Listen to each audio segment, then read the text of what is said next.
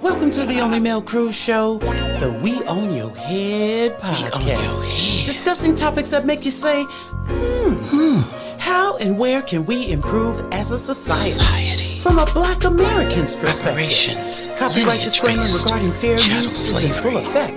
The views and opinions expressed in this show, you guessed it, they're all mine. Catch this live, be ready to speak. This is a call-in show. Be sure to hit the like button, share, subscribe, replay gang, leave a comment. You know I want to hear from you. Let's go to work.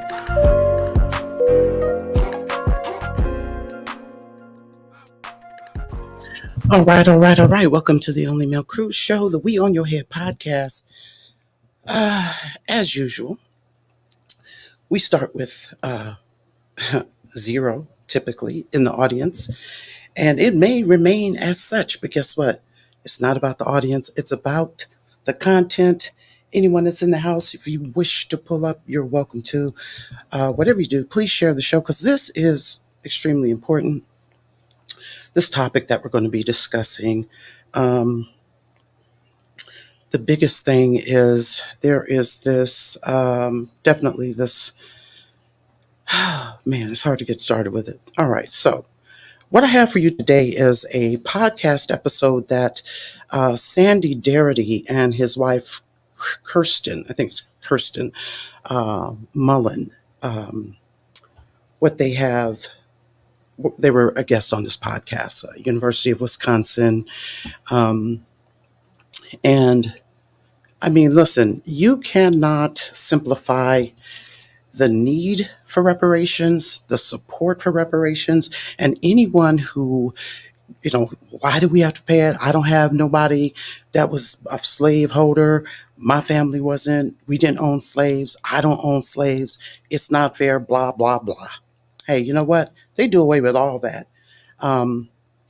And rightly so. That's a good thing because this thing is getting out of hand. So I got a couple things I want to play for you first before we actually get into their situation when they really just break it down because it addresses these issues. Matter of fact, let me do this because I had I had to keep myself smooth and easy right now. So I guess before we get into all that, I know it's been a minute since I've been live. Calendar is so busy, y'all. And I don't mean that in a way that to make anyone envious. But it's just been a lot. And then the other thing is, all this stuff going on, y'all. Project 2025, situation with Donald Trump just recently talking about every illegal immigrant, if they graduate college, whether it's a 2-year degree or 4-year degree or get a PhD, they should be able to become citizens and all this kind of stuff. It's like, when are we? Black Americans don't get no priority. Shout out to Dr. Nikki Proctor Walden. Hey, it has been a while. Glad to see you. You know you're always welcome on the stage. I would love to have your input. So just let me know.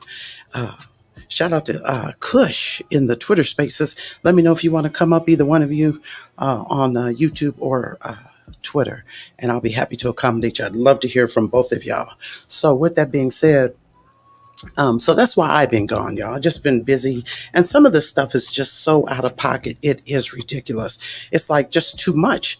It's like when are Black Americans going to get a chance? But we're down, but we're not out. So I really need to start with this Ron Daniels clip, okay? Because although I appreciate what he's trying to do, I only appreciate it if he is wrong, if he doesn't realize that he's wrong, because what he's asking for, well, I'll let y'all hear it. Let me play it for y'all so we can get that. Hopefully my folks on Twitter can hear it too. So let's go.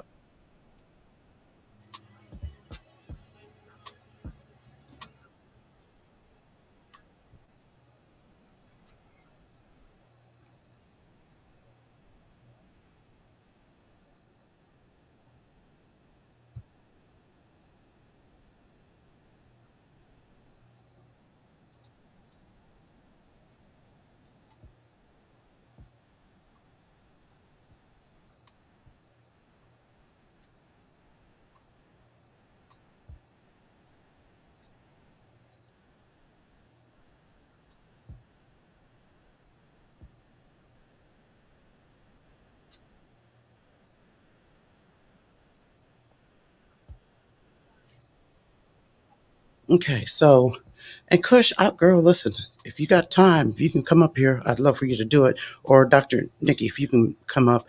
And I hope both platforms are able to hear that. So that's Dr. Ron Daniels, apparently president of the IBW21 on Tavis Smiley's show. Um, and it's this HR 20. I mean, HR 40 is like, oh, we need this HR 40, and the hope was that Biden was going to get it signed, and not it itself, but sign some new legislation in the office that that would commit to a commission, a study, and all this kind of crap. First of all, we don't need no more study. I mean, it's plain. You have everyone else out here arguing why we don't need reparations, and let them tell it their arguments are so valid. So what the hell are we still doing studying it? Everyone has already formed an opinion. Why do we need a study now? Okay? And also, you have Elon Musk, of all people, trying to give some level of credibility to the no need for reparations. So let me see. So we need to, this asking for studies from anyone else at this point is a done deal. It ain't about a study no more. We're done with the study. Everybody's formed their opinion. So let's go ahead and let's get this legislation cut the check. What's up, Kush? How you doing? What's up, sis? Peace to you. Yeah, to you. That is so funny that you brought that up, because as I was looking on YouTube, Ron Daniels was in a reparations strategy session with NARC and for a local reparations certification in January of 2024. With all that being said, I think I remember sitting in that meeting, and long story short, it was a whole bunch of malarkey. The fact that they keep saying we need to study, there's nothing to study. It's already been proven in history. When y'all want to whitewash history and not be honest about the traumas and atrocities that they have done to Black Americans as a whole. Nobody wants to address it as a whole and just simply say, hey, look, we're going to give Black Americans reparations because they done set them with the domestic terrorism. We done sat up here and watched our kids be burned, kids being fed to alligators. The whole Oklahoma race match. Like, come on now. Like, come on. There's enough evidence out there to prove that Black Americans deserve the repair that's needed. Because they never kept the same energy for the Jews. They didn't keep that same energy for them $5 Indians. They didn't sit up here and keep that same energy for the Japanese. And hell, the Holocaust never happened in America. That's what I'm trying to say. It's exactly that. And so, and like I said, I don't know who Ron Daniels is, and I don't want to disrespect anybody, but I can't agree with this ridiculousness that he's, well, Biden will give you our vote. First of all, right now, Ron, you ain't say Ron, say I will give you my vote. Ron, you say that, because we ain't going to give Biden our vote if he will commit to a study. Let's really, really, really start there. Study time is over, okay? Cut the check. Now, and this is why what he said is so dangerous, and shout out to the people on the Twitter space, Blood Pack. At some point, Blood Pack, whenever you're ready, I need you to get up, because I do want you to share that link, because, girl, you are doing big, mighty things with this farmers alignment. That's not what you call it, but you're definitely doing big, mighty things. And thing about it is, you said that's what you were going to do. So I'd love for you in this recorded space, if this space is even recorded, but definitely in this recorded space and this YouTube, I'd love for you to get up here and share those, where people can find out more about that objective that you have been so successful with. And then Muffet, if you want to come up, bro, there's always an open door on this platform for you. So there, that was the Ron Daniels situation. Okay. A shout out to Miss Trigger Trouble, the Oracle, right here in these Twitter spaces, co-host, and appreciate you so much, Trouble, for pulling up. So that was the Ron Daniels piece. Here is the thing that made me say, Mel, I know you're working 6 days a week, working your ass off. We on your head podcast, but This lady is completely out of pocket, and she sounds so believable that this cannot go unaddressed. So not only myself, but anyone else needs to be discussing this and dispelling what this lady is saying. So let me get this part set up. This lady is from the UK, and she has the audacity to, again, have an opinion on reparations, and she's trying to make it look good, like, well, see, if it wasn't for the West, we actually made it, you know, our Christianness, y'all have to hear it for yourself. I can't even repeat it. So let's just listen to it. It's about 3 minutes, but really listen to what she's saying, and then we're going to get into Darity and his he and Kirsten's phenomenal discussion. So here we go.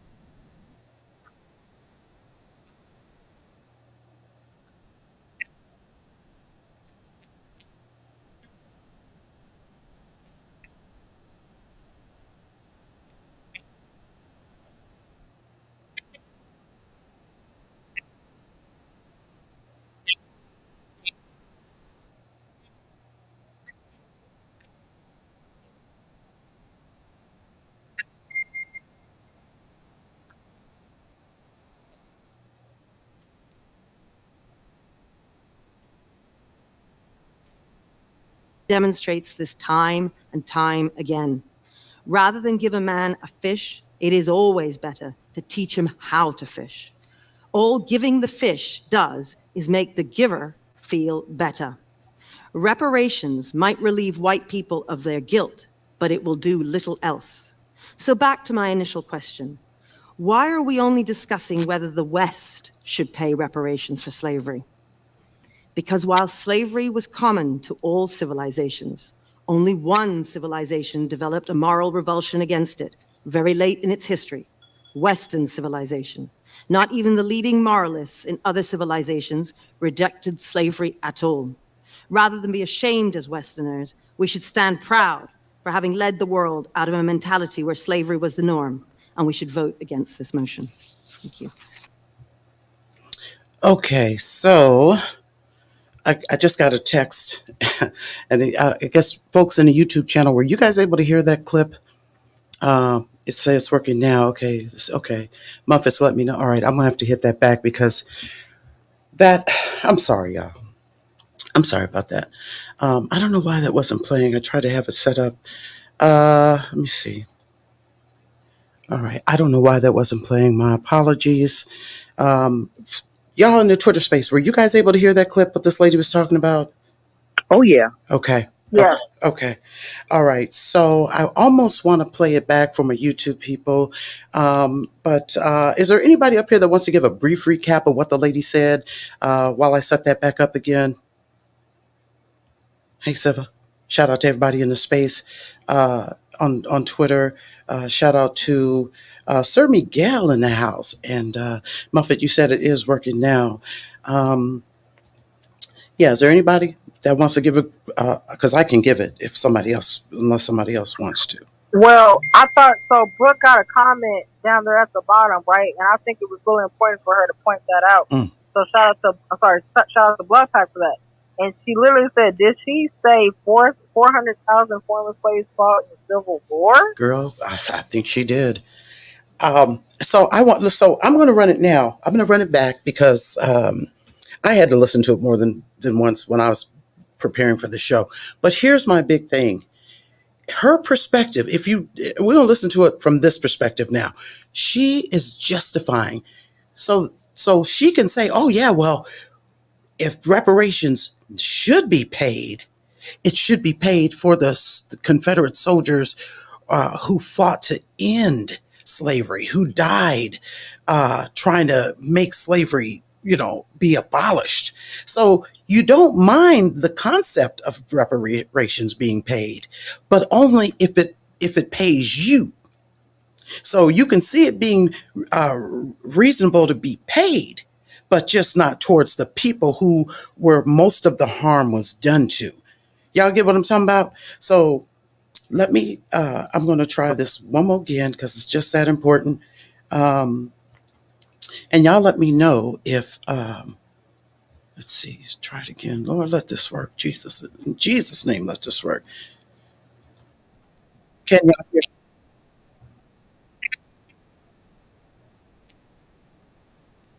Slavery, as odious as it was simply a normal way of life. Arabs were extracting millions of black African slaves centuries before Christian nations did, for about 13 centuries, compared to the 3 centuries European nations ran the Atlantic slave trade.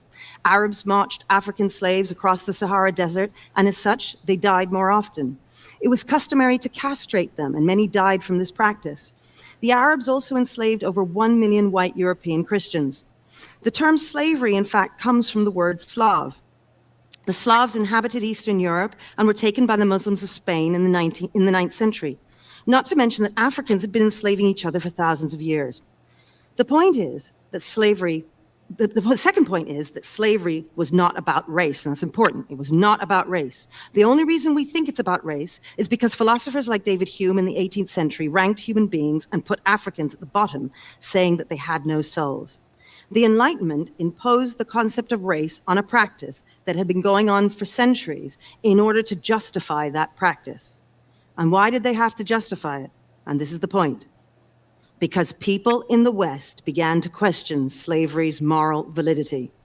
The fact is that people of all colors owned slaves, both as part of the Atlantic slave trade and outside of it.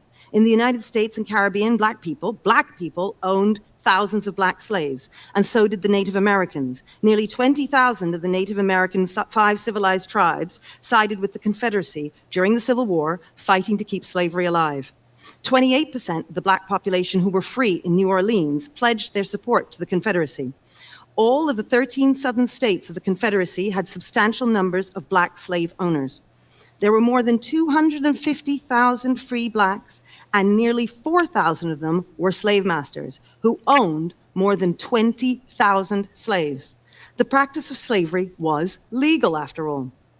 We need to remember that governments did not own slaves. Slave owners did. In fact, the US government fought a war to end slavery. How much should the descendants of the 400,000 Union soldiers who lost their lives fighting to free the slaves pay to the descendants of the slaves they freed. Giving people lump sums of money does not work. Economists often point to the Georgia Land Lottery of 1832, in which parcels of land were distributed randomly. What happened to the descendants of those who were lucky enough to be given this land? Are they the richest families in Georgia? No. In fact, within one generation after the distribution of the Georgia land, one could not distinguish between those who had been given land and those who hadn't. Certainly my own direct experiences of working for 20 plus years in the inner city with families on welfare demonstrates this time and time again. Rather than give a man a fish, it is always better to teach him how to fish. All giving the fish does is make the giver feel better. Reparations might relieve white people of their guilt, but it will do little else. So back to my initial question. Why are we only discussing whether the West should pay reparations for slavery? Because while slavery was common to all civilizations, only one civilization developed a moral revulsion against it, very late in its history, Western civilization. Not even the leading moralists in other civilizations rejected slavery at all. Rather than be ashamed as Westerners, we should stand proud for having led the world out of a mentality where slavery was the norm, and we should vote against this motion.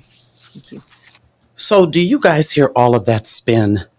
I mean, it's this. Go ahead, Trouble. I see you. Go ahead, girl. That was some deep spin, and what I'm watching it on YouTube at the same time it's Mm-hmm. playing. I initially thought this was a white woman, Mm-hmm. but I think that they got their melanated proxy or someone with a little bit of a tint to them to deliver this foolishness. Yeah. So she justified it from a worldwide view, Mm-hmm. saying, well, and this is the common argument, right? Everyone had slaves. Yep. Oh, this group had slaves. The natives had slaves. Other black people were slaving each other. I mean, it was common. It was natural. It was a way of life. Right. Right. So, and go ahead, Beth. Well, no, that's absolutely correct because she's spinning the hell out of this, and I'm thinking that the Ron Daniels didn't play either, so I'm gonna have to pull that up shortly. But shout out to Sir Miguel who said she sounds ridiculous. Now, if I did put the entire link because this is a whole debate, a full body debate. So the link to that entire debate is in the description. But this lady does go on to say, you know, her father is, they got some melanation going on, and it's black when you want it to be black, and then when it ain't, it's not. And you're right, Trouble. That's why they pulled her, because she can play the card. And it's just simply ridiculous. But again, did anybody hear how she attempted to spin it, or what are your thoughts on the spin that she came up with about the Confederate, not the Confederate soldiers, the soldiers, the The government's, Union soldiers. huh?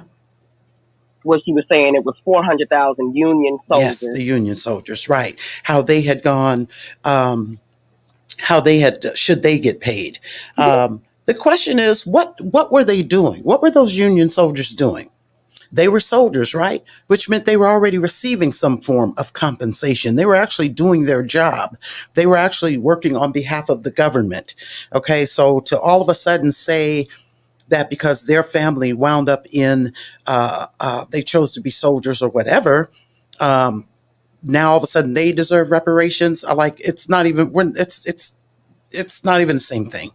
Okay. It's a ridiculous argument because that means that every soldier who ever fought in any war, who's ever fought at any time, their whole family deserves some form of reparations for something that they've already gotten paid for. Right. Because as you stated, this is their job. Right. And again, she's forgetting all of the black folks who fought in that same war to free themselves. There you go. And even if we approached it from that angle, they'd say, well, we can't do anything that's race related. We can't give a benefit for anyone that, based on skin color, et cetera, et cetera. Shout out to the people in the Twitter spaces. Feel free at any time to request a mic. Love to hear what you have to say about it. We're also live on YouTube. So if you want to come on and jump up on the stage in that regard, you're free to do that as well. Muffet on YouTube said a female lawyer representing the plaintiff mentioned a case called Richmond versus Croson, where she said it was found that the state had no duty to rectify past misdeeds. I proceeded to look Croson up. Okay, well, we'd love to know your findings, Muffet, because you be on it. We got George Middleton in the Twitter. I mean, as you were in our YouTube. The debt for reparations is still accruing. Absolutely. That is because the Europeans' ideology and social practice of race is still exploiting our people. Reparations implies that the problem is in the past, but it's not. Cut the check, but stop the behavior of racism also. Absolutely. Y'all on YouTube and on Twitter, the stage is open. Just say drop the mic and we'll get you up here. It's all up to you, whatever you choose to do. I really need to run back this Daniels guy, but it's going to take me a minute to find that link again. So I'm just going to paraphrase very briefly. Kush, I know you come up, girl, and then somehow you go down. And I wish you were still up on the stage. But Ron Daniels is essentially wanted Biden to sign or commit and sign some form of legislation to commit to a HR40 study and something else ridiculous. You want to study and you want to commission about the study to at some point determine how reparations should be paid. Listen, all of that is ridiculous. And I think at the beginning of the show, Kush and I, we were saying that, hey, it's over with. The study's done. You got people already forming arguments about why reparations isn't needed. What the hell are you trying to study? I mean, the people have already come to their conclusion. Why are we studying any damn thing at this point? And whether they came to these conclusions or not, we don't care. All right? Because the facts are what they are. So this is why we're going to be listening to Sandy Darity in this podcast episode that he and Kirsten, I hope I'm pronouncing her name correctly, he and his wife did, because they have simplified the need for reparations to such an extent that, there is no, I think, what's my man say? It's irreducible. Okay. You can't get it any simpler than what it is. Shout out to Muffet. You said that I noticed two things about the decision that would allow opponents to legally challenge any reparations from a legal or legislative source. According to the decision, there were two things to preclude it. Okay. Well, I'm looking forward to find out more about what you're talking about there, Muffet.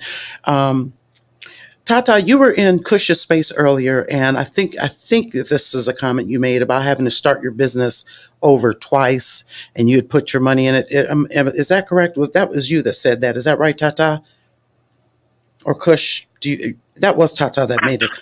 Yes, Yes. yeah, I believe so. Yeah, Mm-hmm. and the interesting about all of this is just her whole thing is, well, slavery was just natural. It was just common back in those days. Mm-hmm. Listen, and which means that she'll probably push the narrative that the Three Sons Compromise was a beneficial thing as well for Black Americans when it never was a thing.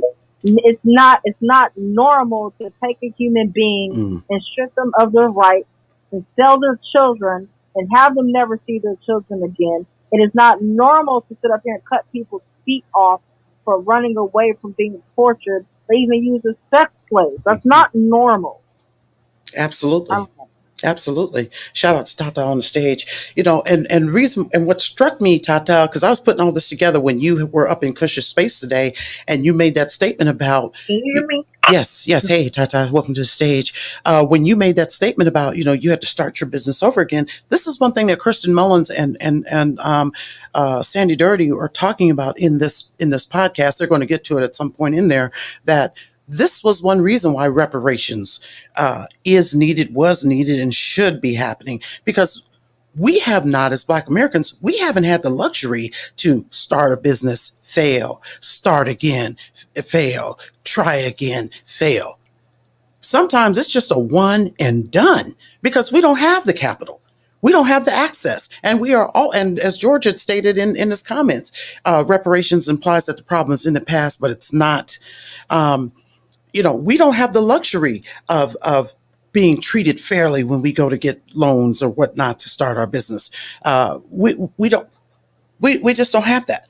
So I really want to jump right into this. Oh, go ahead, Tata. I see you got your mic open. What's up, girl? No, I just want to say, yeah, you're right. We don't have the luxury to do that. And the way I built my business, I just, when I first started, I had the equity that I was able to get out of the home, at that time, that we built. And then, by time, when they were going through all of that, and Obama was in office, and, there was foreclosed on the home and everything, but I was able to get that equity out to start and buy a business from someone, to go with my event business. I bought a linen company. And that exploded around Florida and went well. And then during that crash, that hurt me. But I just stayed in the game, built back up, got my storefront in 2013, and then bam, this pandemic just crashed me, and that was all my money. Right. Nobody helped me or gave me loans with, some other things for that. I mean, and praise God that you had the wherewithal and the fortitude to stay in the game and continue, fighting for what you believe in. And there's some people, based on what they've been through, that could have been their last straw, and they give up. And, why do we always got to take it and have it the hardest way? So it's a lot. It's a lot. So I'm going to get started on this podcast episode, you guys. Of course, I'm going to be cutting in on it because there's some key points in here. And for those of you who are on the panel or in the audience, I really need your feedback because they're going to be talking about this Homestead Act.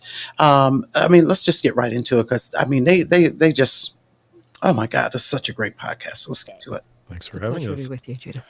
I'd like to start with a very basic definition of what reparations mean in the context of Black Americans. Want to start? Sure. Can you hear in the YouTube in streets? our book, From Here to Equality, we actually open the book with a definition of reparations. And our definition is a program of acknowledgement, redress, and closure for a grievous injustice. And by acknowledgement, we mean that the culpable party, the party that has committed the atrocities or harms, admits its culpability and proceeds to say that it is going to make restitution. The act of restitution is what we mean by redress, where some steps are taken towards compensation for the atrocities or harms. And then the third component of our definition of reparations is what we refer to as closure, which means that the culpable party and the victimized community come to an agreement that the account is settled, that the debt has been paid.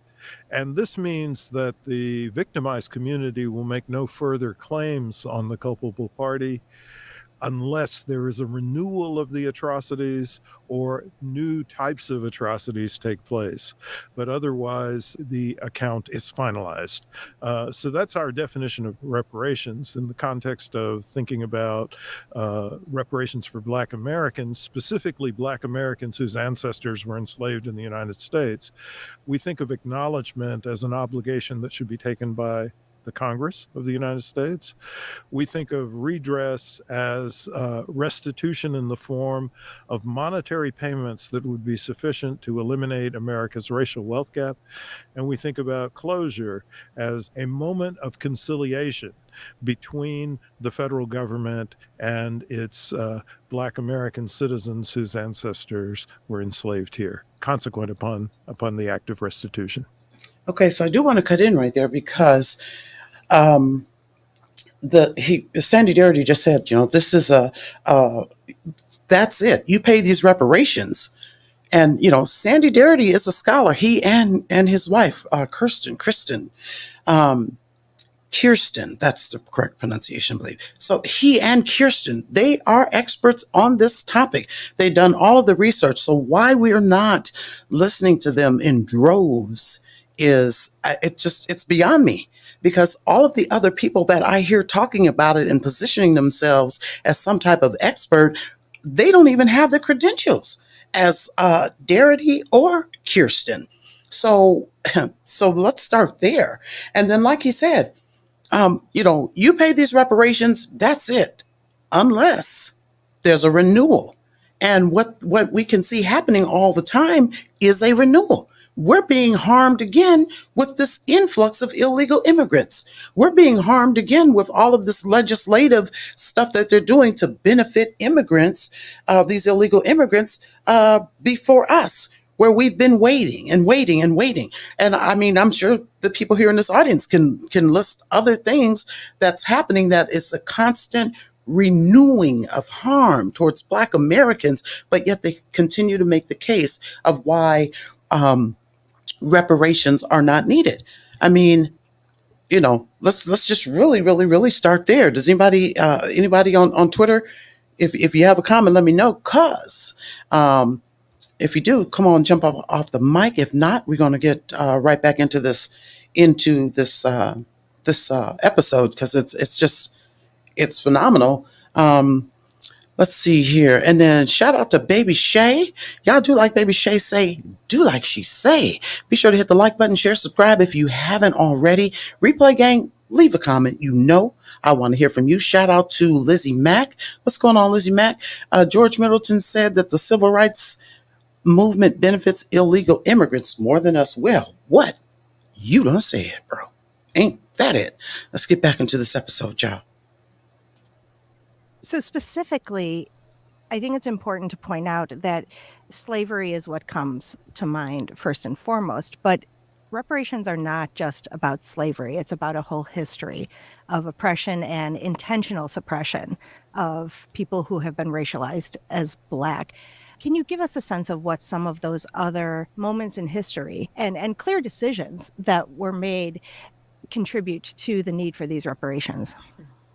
The United States did not have to be a slave republic. Now, that's the first opportunity to have had a different future for all of us. But we did. And then the Civil War was fought by the Confederates to retain slavery. But thankfully, they lost the war, and slavery was outlawed. And then the 13th Amendment also granted additional rights to the formerly enslaved. But this was a moment when the federal government had, in the form of Special Field Orders number 15, promised the emancipated 40-acre land grants. This is land that would have stretched in a 30-mile wide band from the South Carolina Sea Islands all the way up to the mouth of the St. Johns River in Florida, about 341 miles, basically a black belt, if you will. And this is land that was formerly owned by the Confederates, land that had been abandoned by them and confiscated because of their, efforts at secession and because they were traitors to the United States. A small number of African Americans were settled on those lands, but then Andrew Johnson becomes president. He reverses Special Field Orders 15 and insists that the land be given back to the former owners. Right? At the same time, in the form of the Homestead Act of 1862, white Americans, including recent immigrants from Europe, were given 160-acre land grants. These are lands that were in the Western Territories, basically completing the colonial settler project. So these are lands that had just only recently been occupied by indigenous people, Native Americans. That promise was kept. And those white Americans were dramatically assisted with wealth accumulation as a consequence of that single, free equity project, basically, of the federal government.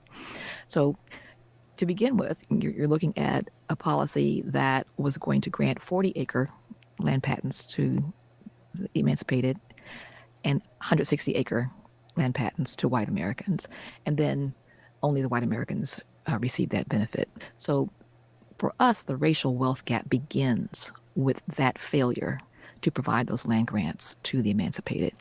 We might not be having this conversation if that policy had been fulfilled, and importantly, if the recipients had been protected so that they could have developed the land, prospered, profited, and importantly, bequeathed the land itself and any profits from it to their offspring. That is what white Americans have been able to do for now, over, 140 years, but that Black Americans were not able to do. Amen. And if you notice in the snippet that I played with the lady from Britain or wherever she's from, she had stated, "Oh, well, can you remember or do you recall what it was like when some of the people were fortunate enough to get that land in Georgia, and after a year, you couldn't tell the difference between who got the land and who originally had the land." Well, guess what? That's telling me, and y'all tell me, sound off. That's telling me that there was no gap. That means the Black people that got the land in Georgia, a year later, they're holding it down just like the people who had formerly enslaved them. So, and there shouldn't be a wealth gap now. So had the government been consistent in keeping up with their commitment, their promise, Field Order 15, okay, then there wouldn't be a wealth gap now. How about that? Right? Anybody on the stage, on Twitter, any comment, any thoughts on that?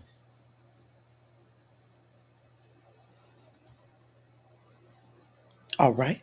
All right. Muffet in YouTube saying, "I think we all understand that we can't sue for reparations. Now anti-Black parties are demonstrating that they can also use legal means to prevent the U.S. government to award reparations." Baby Shay says, "Always remember knowledge is power, and the only male cruise is given the knowledge we need." Shout out to Baby Shay, y'all. Thank you, Baby Shay. Let me see. Just trying to stay on top of these comments over here in these YouTube streets. Closure. It cannot happen when whites won't acknowledge it and won't stop the social practices of racial discrimination. Absolutely. That's absolutely correct. I don't disagree with you one bit. And they know it exists but when they speak on it, they're only speaking on how it would benefit them. Okay. They seem to always come up with it. Well, see, if you did it, y'all can get it, we can get it. Who? Blood Pack, welcome to the stage. What's up, girl? Did you have something you wanted to share? Yes. Hello, everybody. Yes, Mel, how you doing? Doing great, great. Well, yes, I touching on the topic at hand, specifically, I think my family had a parcel of land in that lottery in Georgia. I recently found some property information from that specifically was a lottery. It specifically said the information behind the land ownership that it based on lottery, and it was on that side of the nation. So I got to double check and see if it was actually in Georgia or just near Georgia. Okay. And then speaking to right. So that's just, I'm just saying that to say that the things we're hearing about them talk about are happening in still have a real time effect, long-term effect. Absolutely. And, her point about people of all colors own slaves, then isn't that a specific case for reparations for the descendants of chattel slaves? Because the white slave owners got reparations. And if everybody of all colors got reparations, then that means that even the melanated persons who were able to identify as the imaginary category of white, right, probably got paid. So if Guam got paid, the natives are still getting paid, then it seems like you specifically left us out, which means that's genocide. Mm-hmm. Well, I mean, and if you notice, they like to say, well, Black people own slaves. They own, we don't give a damn then. Where they at? Let's get the money from them. And you know what? When they say that, I'm starting to realize that they're talking about the Africans, right? And all them coming in who brought in their own slaves. One would presume. one would presume. And so, and if you notice, they're trying to use that to buffer it out and make us retreat and say, oh, well, if that's the case, never mind. But it wasn't us. We didn't have the opportunity to be free like that. They say, oh, there were some free people. Listen, I wish I could go all the way back and say, no, this is how it went down. But here's what I'm going to say. If you were a slave owner, I don't care if you're red, black, red, brown, whatever, white. Okay. Cut the check. All right. Cut the check. Let's get back into this this episode, because like I said, it is phenomenal. What she talks about this, the wealth gap began when the Homestead Act of 1862. And I called myself trying to set something aside for that wealth gap, or as you were, for that Homestead Act, but my iPad's not acting right about now. So, but that's good. Let's just get back into it. Here we go. Kirsten, you just talked about the racial wealth gap in the United States and how it has really sprung from this. And Sandy, you have done a lot of work on this issue and put some real numbers to that wealth gap. Can you give us a sense of the magnitude of those disparities? So the Federal Reserve has a survey that it administers every 3 years. And the most recent one that has been released, and we're awaiting the release of the 2022 survey, but the most recent one that has been released was 2019. And in the 2019 survey, the average Black household had $840,900 less in net worth than the average white household. So, fairly close to a $1 million difference in average net worth. That for us sets the foundation for the amount that would be due under a reparations plan, because from our perspective, the racial wealth gap is the best single economic indicator of the cumulative intergenerational effects of white supremacy. And this relates to the previous question that you asked that Kirsten responded to, because it is actually the multiple generation impact of white supremacy that lays the foundation for a reparations plan. It's not singularly slavery. It's not singularly the land distribution policy that Kirsten talked about, but it's the combination of these effects over time. Policies that the federal government has conducted, as well as the original displacement and horror that was associated with the enslavement of people who were forcibly brought to this part of the world through the transatlantic slave trade. And if you notice, you never hear, like this lady that was speaking initially, you don't hear them talk about the additional harms. And I love what Sandy Darity just said about, let's see, let me go back here because I'm reading what he said here. Hold on just a minute, y'all.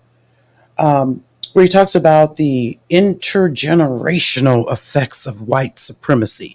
See, they don't want to say white supremacy, and they don't want to allude to that factual piece of why slavery was so successful.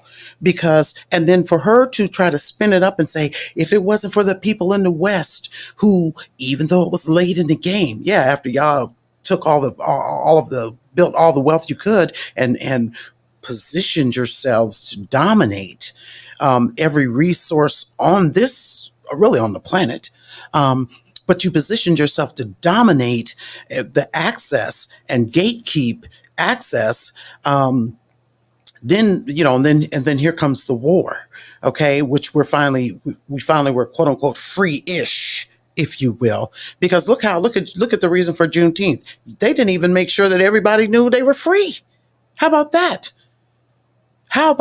So let's get into that interracial white supremacy residue that we're still swimming in.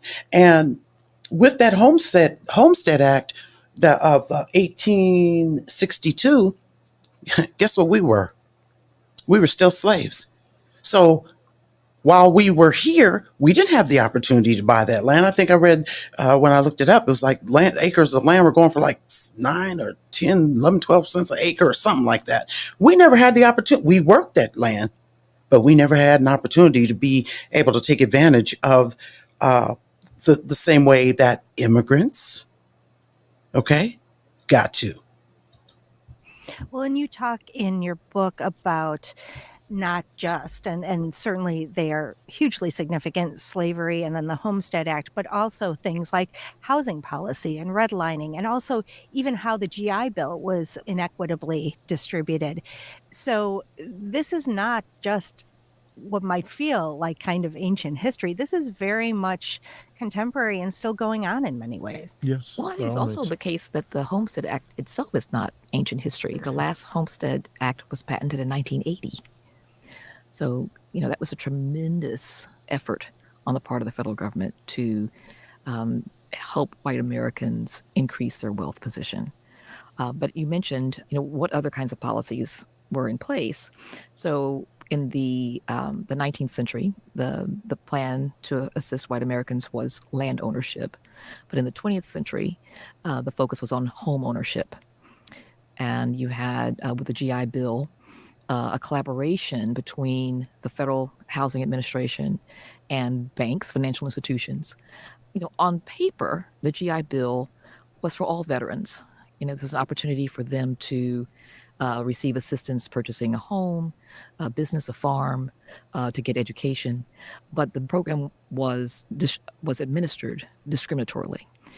In fact, the only way that the legislation was passed was a consequence of Southern legislators insisting that it not disrupt their quality of life.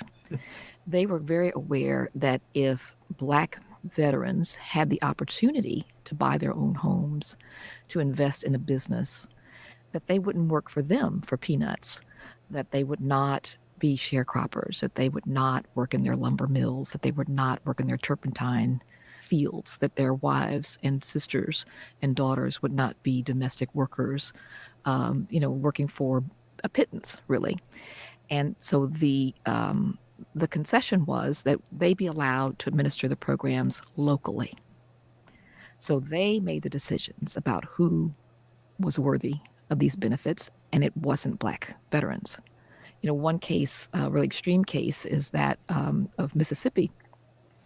One of our colleagues, Ira Katz Nelson, who's written a fabulous book called When Affirmative Action Was White, looked at one year in the 1940s when about 3,900 veterans received the benefit for housing. 2 of them in the entire state of Mississippi were Black. So nearly 4,000.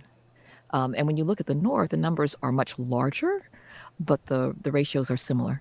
Okay, got to stop it right there. Can y'all believe that?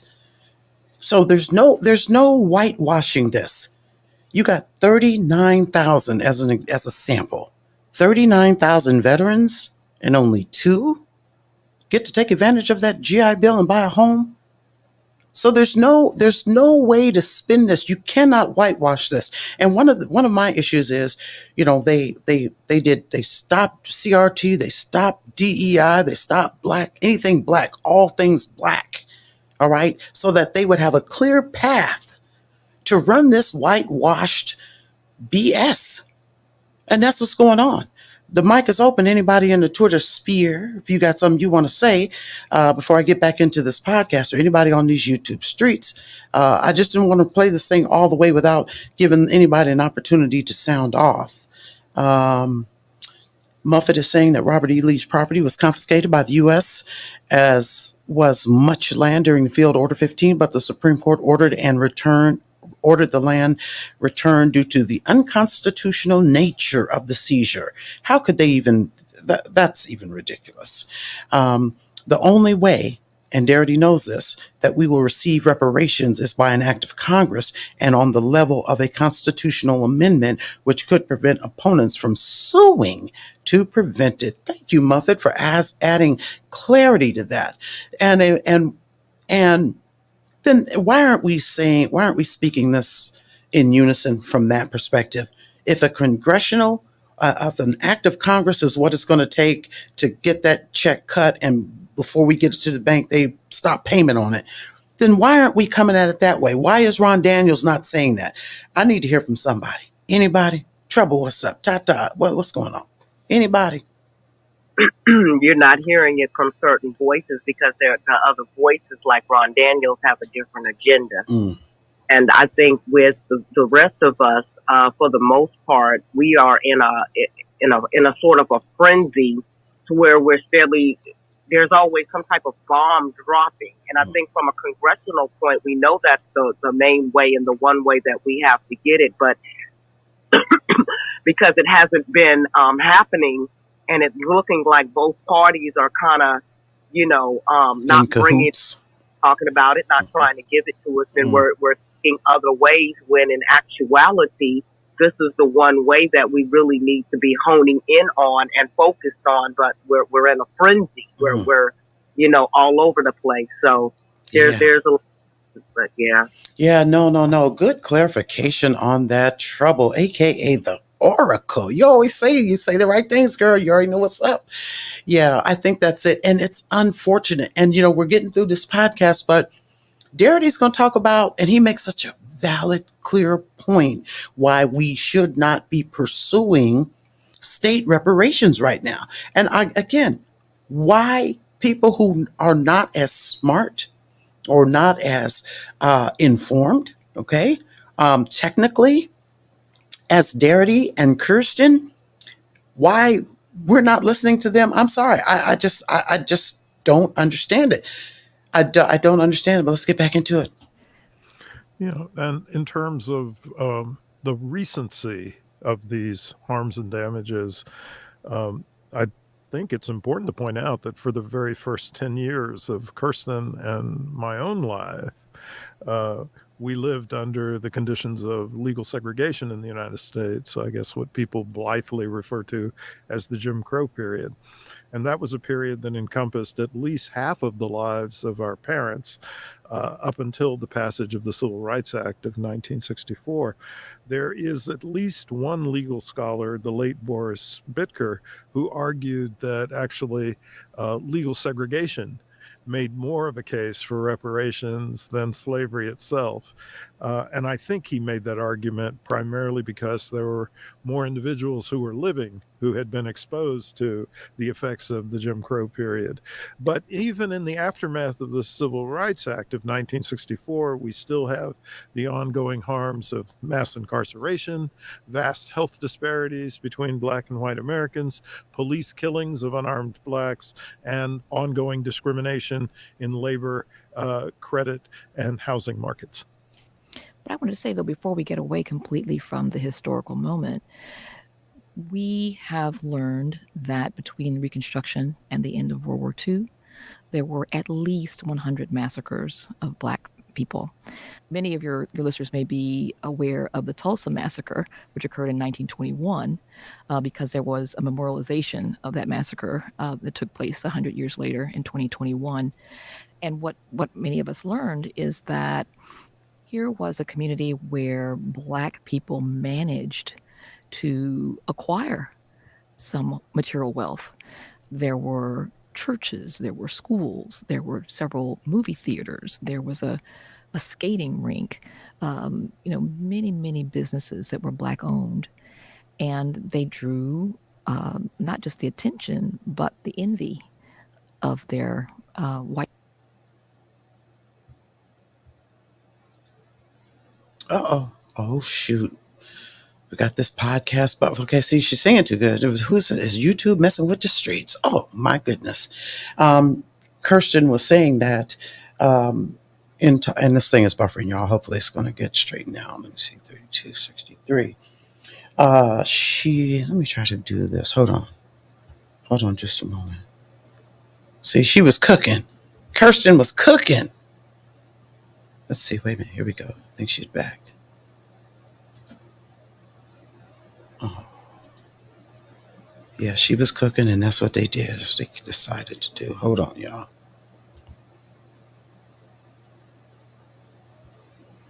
Here we go. Burned from the top.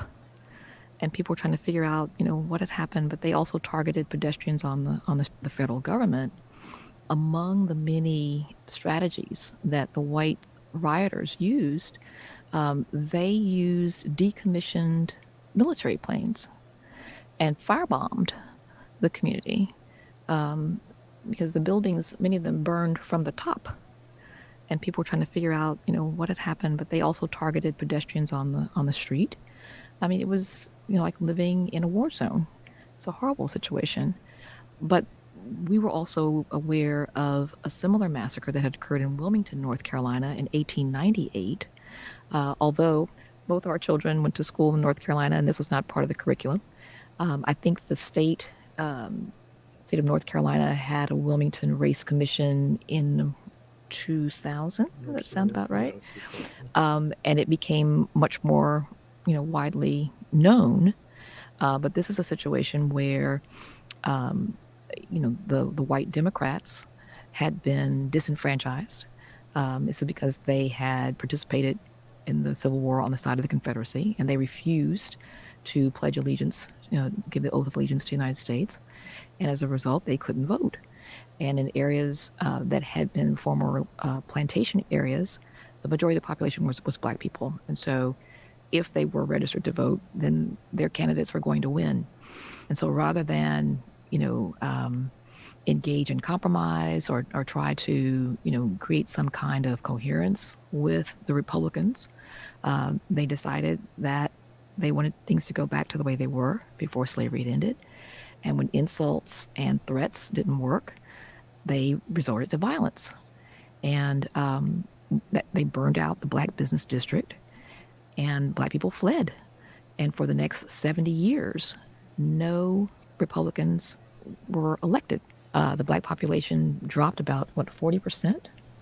Well, it went from being a majority to being a minority of the Wilmington population, yeah. And about 200 and some white men signed their name to what they called the White Men's Declaration of Independence. We learned through our research that 10 years earlier in Fort Bend County, Texas, which is near Houston, it's where my grandfather's from, my maternal grandfather, and there had been a similar massacre there with similar results. And they too had penned a White Men's Declaration of Independence. Over 400 of them signed those documents. And the documents are available, respectively, in the Texas State Archives and the North Carolina State Archives. They were not afraid of putting their names to these documents. But what we're learning is that there were playbooks that were being used, like open source documents that were very effective. We know that the playbook that was used in Wilmington, North Carolina, was used by the white supremacists in Atlanta for the 1906 riot. And I'm sure we'll discover many other connections. But you begin to see maybe the earliest white riot that we have seen in our research was Colfax, Louisiana in 1873. But then you have Coushatta in 1874, Vicksburg, at least 100 of these. And the characteristics, not only were Black lives snuffed out, but oftentimes, once Black families had fled, their property was appropriated by the very people who murdered and massacred the community. So this is another instance of the loss of Black wealth that the federal government just, turned a blind eye, and in some instances was complicit. Okay, and so when they come up with that argument about, shout out to One Love on the Twitter sphere stage, when they come up with that argument about, well, Black people, they ain't gonna know what to do with their money. We've demonstrated historically that we know how to get in where we fit in. We've demonstrated that we know how to handle our situation, to so much so that they become envious and jealous and wicked, and have done everything they could to destroy whatever it was we built. They want to see us down. So this excuse, this talking point of well, they wouldn't know what to do with it, and they're not capable of it. They don't want us to have what is rightfully ours because they know we'll outshine them. They know this. The mic is open. Who got a comment? Anybody? Shout out to Rel on stage. Hey, Mel. Shout out to everybody on the stage. Hey. Shout out. Hey, y'all, that space last night had me all the way, all the way hurt. Absolutely. Run it up the just middle. Listening to, just listening to what she was saying. And I'm assuming that was Kirsten Mullen and Dr. Darity. You know, there's always this notion that we somehow have to be 10 times as better or 10 times as polished in order to get money when, you know, people been around, you know, frivolously spending money like wildfire, and no one has ever questioned where they put their money or how they put them or how they're spending their money. I think with us, and you look at the different experiences by generation, we have a lot going on. One, infrastructure and framework. The other thing is collectively having the mindset of understanding that I believe if we get money, we are going to do just that we are going to build and create framework because it is innate in us, like the ants or the bees, for us to build our honeycombs first. Absolutely. The problem is they don't want to give us our money because they know that we will build our own infrastructure. Absolutely. And I think that is one of the biggest threats to the society. Right. And we've done it before and we've shown them. Shout out to 400 on the Twitter stage. Unmute your mic. What's up? Hey, what's up, family? How y'all doing? Hey, we're doing great. How are you? All right. Yeah, I just wanted to go back. I was driving when she was speaking from the first speaker, and I just wanted to just go back to her logic. Okay, if families who died in the Civil War, the Union troops, they're going to get reparations. Well, anybody who ever went to war, ever lost somebody, need to get reparations. We'll use her own logic. And then she said that black people own slaves. Okay, that's cool. If they own slaves, give us their name and we'll go after them next. But right now, we're going after the American government. So if they want to keep, if they want to play that game, let's play that game. Give us their names and we're going after them next. Well, there you go. And I'll yield right there. No, absolutely. And that's exactly what I'm talking about. And, you know, thanks for 100, because I do want to reset the room. Had a couple more people come in since we played that. So the basis of this episode today is about this lady at the it was called Intelligence. The West Should Pay Reparations for Slavery. It was a debate. The full link to the debate is in the description box. But essentially, this lady who is not from America is trying to say that no matter how bad slavery was, the West at least had a conscience. And at some point, close to the end of slavery, they decided, ooh, we ought to do right by the people. Now, that's me paraphrasing, but that's essentially what she's saying. And it's ridiculous. So we heard her make this lame cause for why reparations is not owed. And we also heard a snippet from Ron Daniels, who is, I can't remember his title or whatever, but it's a snippet off of Tavis Smiley's show where he was saying that they were trying to get Biden to make a commitment to sign on to HR40 and agree to get a commission and a study and discussion about solutions or words of that effect. The snippet, that snippet is in the description as well, so you can get all of that. The point is, and Darity and Kirsten are going to be discussing that in this podcast that we're in, but the point is that HR40 needs a lot of work. It needs to be revised. And so if Ron Daniels is saying, well, yeah, HR40, then, but you're failing to state that it needs, if you want HR40, we need revisions, the revision version of it. Okay. George Middleton is saying, well, the Black community use reparations individually or collectively. Which one would you prefer? I think you're going to have, George, that's a good question. And I think that you're going to have some people that are going to use it individually because they're not like us. And you have some who's going to use it collectively because they're not like us. They're going to, it's owed to them. And I feel like people are going to, pretty much the sentiment is I don't have to justify why or what I do with these reparations, because that seems to be the pushback question. You guys aren't going to be able to do anything with it. Muffet on YouTube is saying anything less is a waste of time. Whether it takes most of us 5 years or 40 years from now to realize that, George Milton, I would hope that a plurality of our people would work in unison on political, social, and economic affairs, whether we get reparations or not.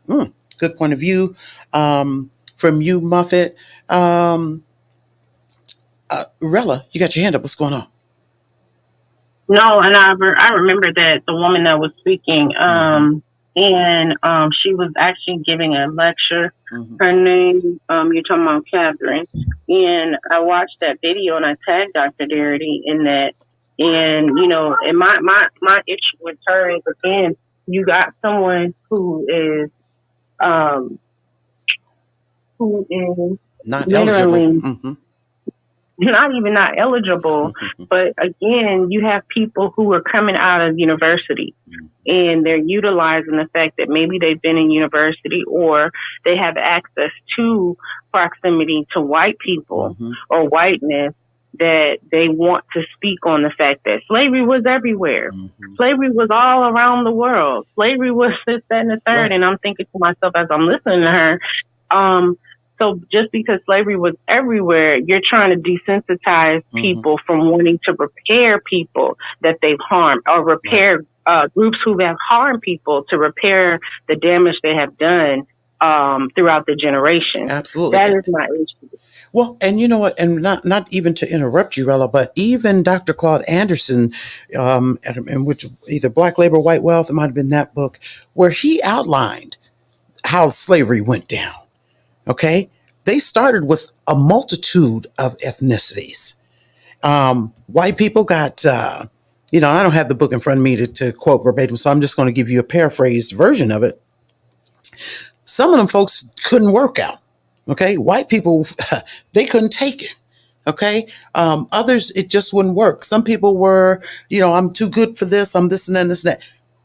I think why slavery was... Or just now, Mel, we can even relate it to just now to actually append to Dr. Claude Anderson's book. They literally, I posted a video about a news event where a white woman and man literally had 5 children, somehow 5 Black children that they had locked up in a barn, and they were slaving these children out. They had a 16-year-old in the barn, and they had to ask her what was going on. She was malnourished, and they were using her as slavery. Right. Every time movies of identification of a mirror are made with these people in movies, they are not made as the hero. They're made as the villains and the ones who are committing genocide. So if you're telling me every time we have to even watch the image of historical records that these people are not heroes, they're not the ones that people speak of as the founding fathers. They're the ones who were literally genociding people across this country. Well, and that's what I'm saying. Is like and I'm going to get back to this podcast real quickly, but that's exactly what I'm saying. They keep trying to get the whitewash on, and then the excuse. And shout out to 400, who made his statement about, if Black people were slave owners, and give us their names, and we'll they next. We'll get to them next. So they might as well start sacking their chips. But right now, it's the white supremacists dispositioning of how they applied their white supremacist viewpoints and behavior towards Black Americans is what this movement for reparations in the United States is all about. We're not talking about nowhere else but the USA. Do the Caribbeans and the this and the that, do they have a cause for reparations? Maybe so. But guess what? That ain't on the agenda right now. We're talking about one thing.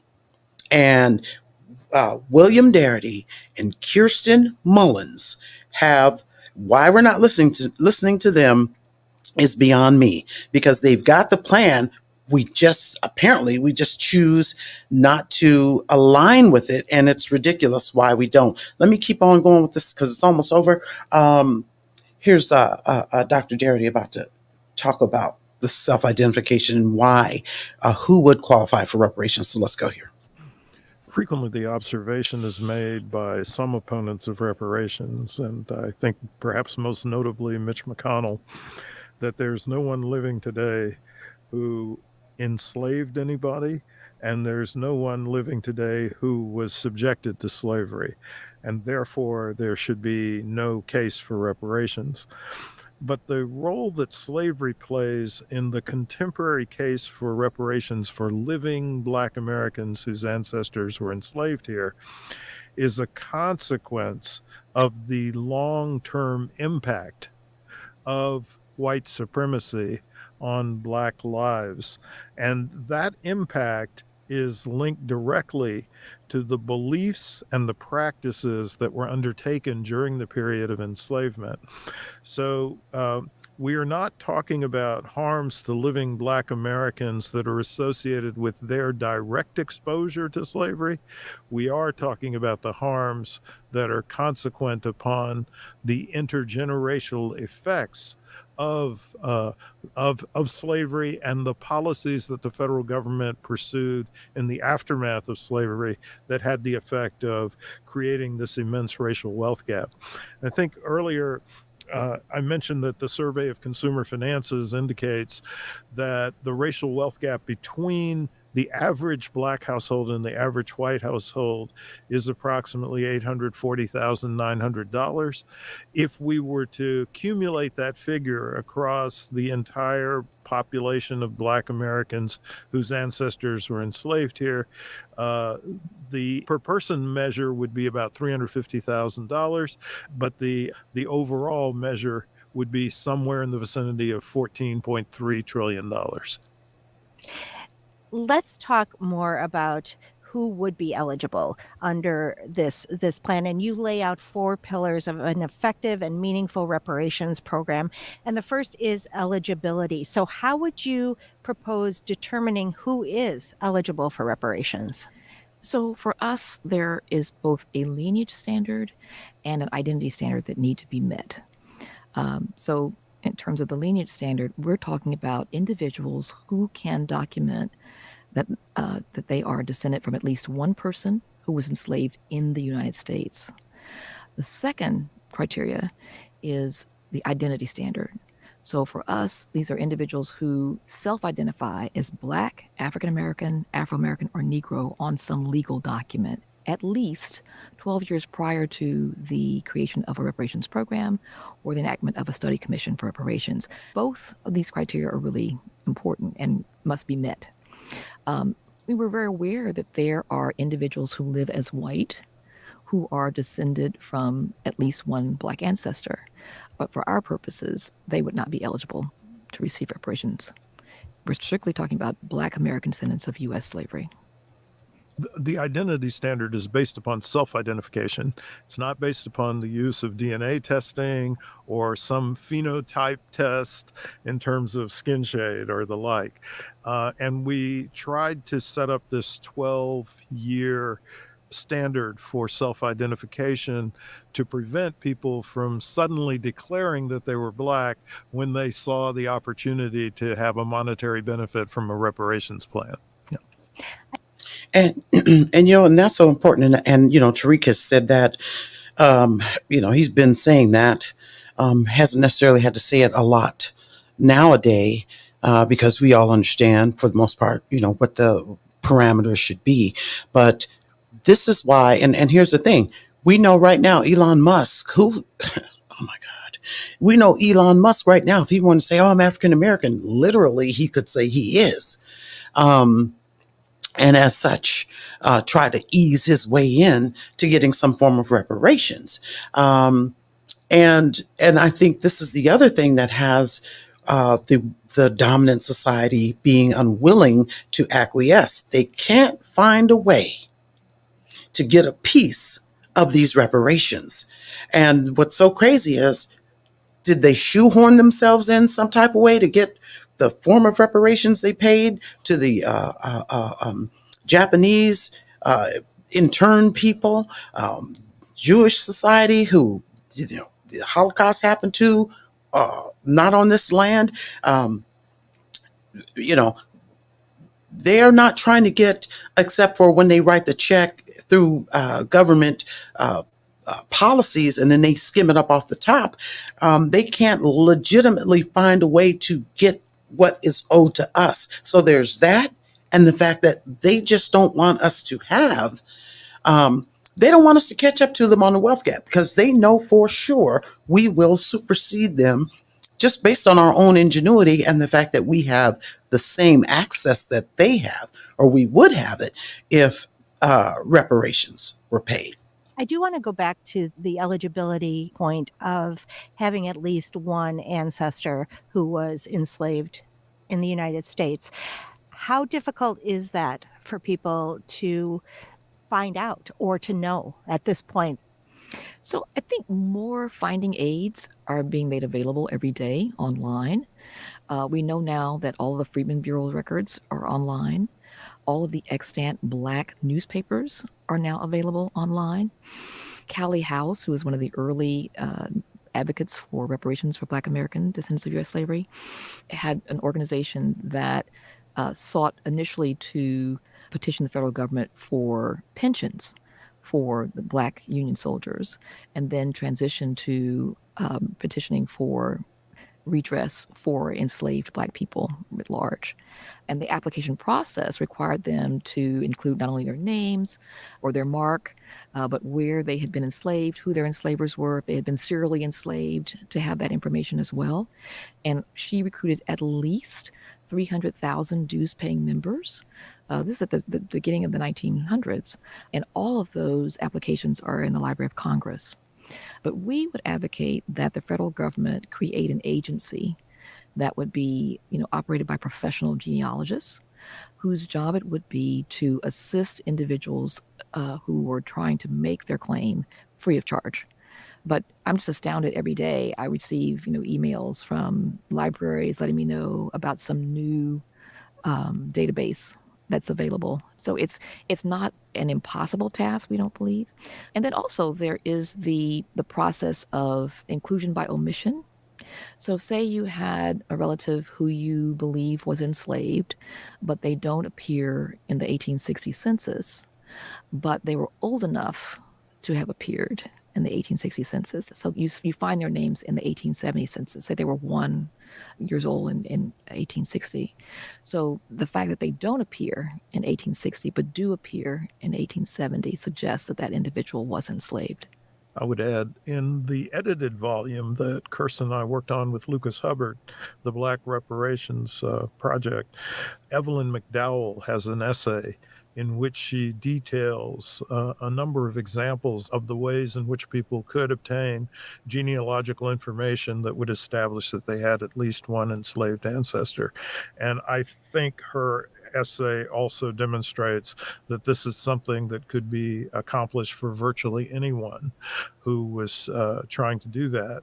And indeed, the more instances that become documented, the greater the possibility of improving the documentation for other people who have not yet been reached. Yeah. All the interlocking familial connections would be evident if more people would share the information they've gleaned.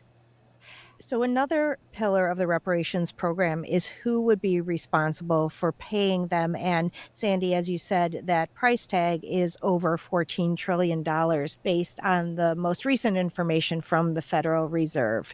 The two of you state very clearly, for several reasons, that the federal government is the entity that should be responsible for paying reparations. Can you tell us some of the reasons why they are the responsible party? I mean, we talked a bit about the federal government being the culpable party, that it made slavery legal in the first place. I mean, basically creating an affirmative action program for white people. That didn't have to be. Then we have the Civil War itself, when the South had the option of compensated emancipation. On numerous occasions, Abraham Lincoln met with different groups of Southerners, trying to convince them to accept payments of up to $300 for each of their human chattel in exchange for emancipating them. But we, believe the Southerners were convinced that they were going to win the war, and they really just weren't interested in having that conversation. I mean, literally days before the war ended, Lincoln was still trying to have this conversation, and he just couldn't get any traction. But that would have been a huge thing. The compensated emancipation did occur in the District of Columbia. This was in 1862, but it was not a precedent for the rest of the country, surprisingly, not even in the border states. So that's another missed opportunity. But then you have the Civil War ending with a program actually that was already underway. There were several experimental projects taking place that had placed Black families on 40-acre land grants. South Carolina was one, Port Royal, South Carolina, that was wildly successful. This was the first time that, the contraband had an opportunity to sell their produce, their harvest at a fixed price. So the government was the buyer. And I think every single settlement was profitable, wildly profitable. So it's not as if they didn't have a proof of concept in hand, but Andrew Johnson comes in and reverses his whole program and gives the land back to the Confederates without making them sign an oath of allegiance to the United States. Then you have, coming forward, the federal government deciding again to assist whites with the GI Bill. Then you have right behind that the whole redlining process, which again pairs government agencies with financial institutions and mortgage institutions, basically starving Black people of credit. You could get a house if you wanted to pay an exorbitant amount of money, for the insurance, and usually you had to put forth a much higher down payment on the house, which most people couldn't afford to do. Then Black people would be pushed into usually one quadrant of the city, and that whole area would be redlined, hence the term. So the value of your house, the physical plant is decreased. Then you have the whole interlacing of the interstate highway system. And in so many cities, like our own hometown of Durham, North Carolina, the Black business district is crisscrossed by these highways. Your foot traffic is gone. Usually the businesses themselves are dispersed. I know. And I just got to jump in here because you guys can hear this laundry list of harms. And I mean, she's spitting it like butter that you almost have to listen carefully. I mean, we know about these things.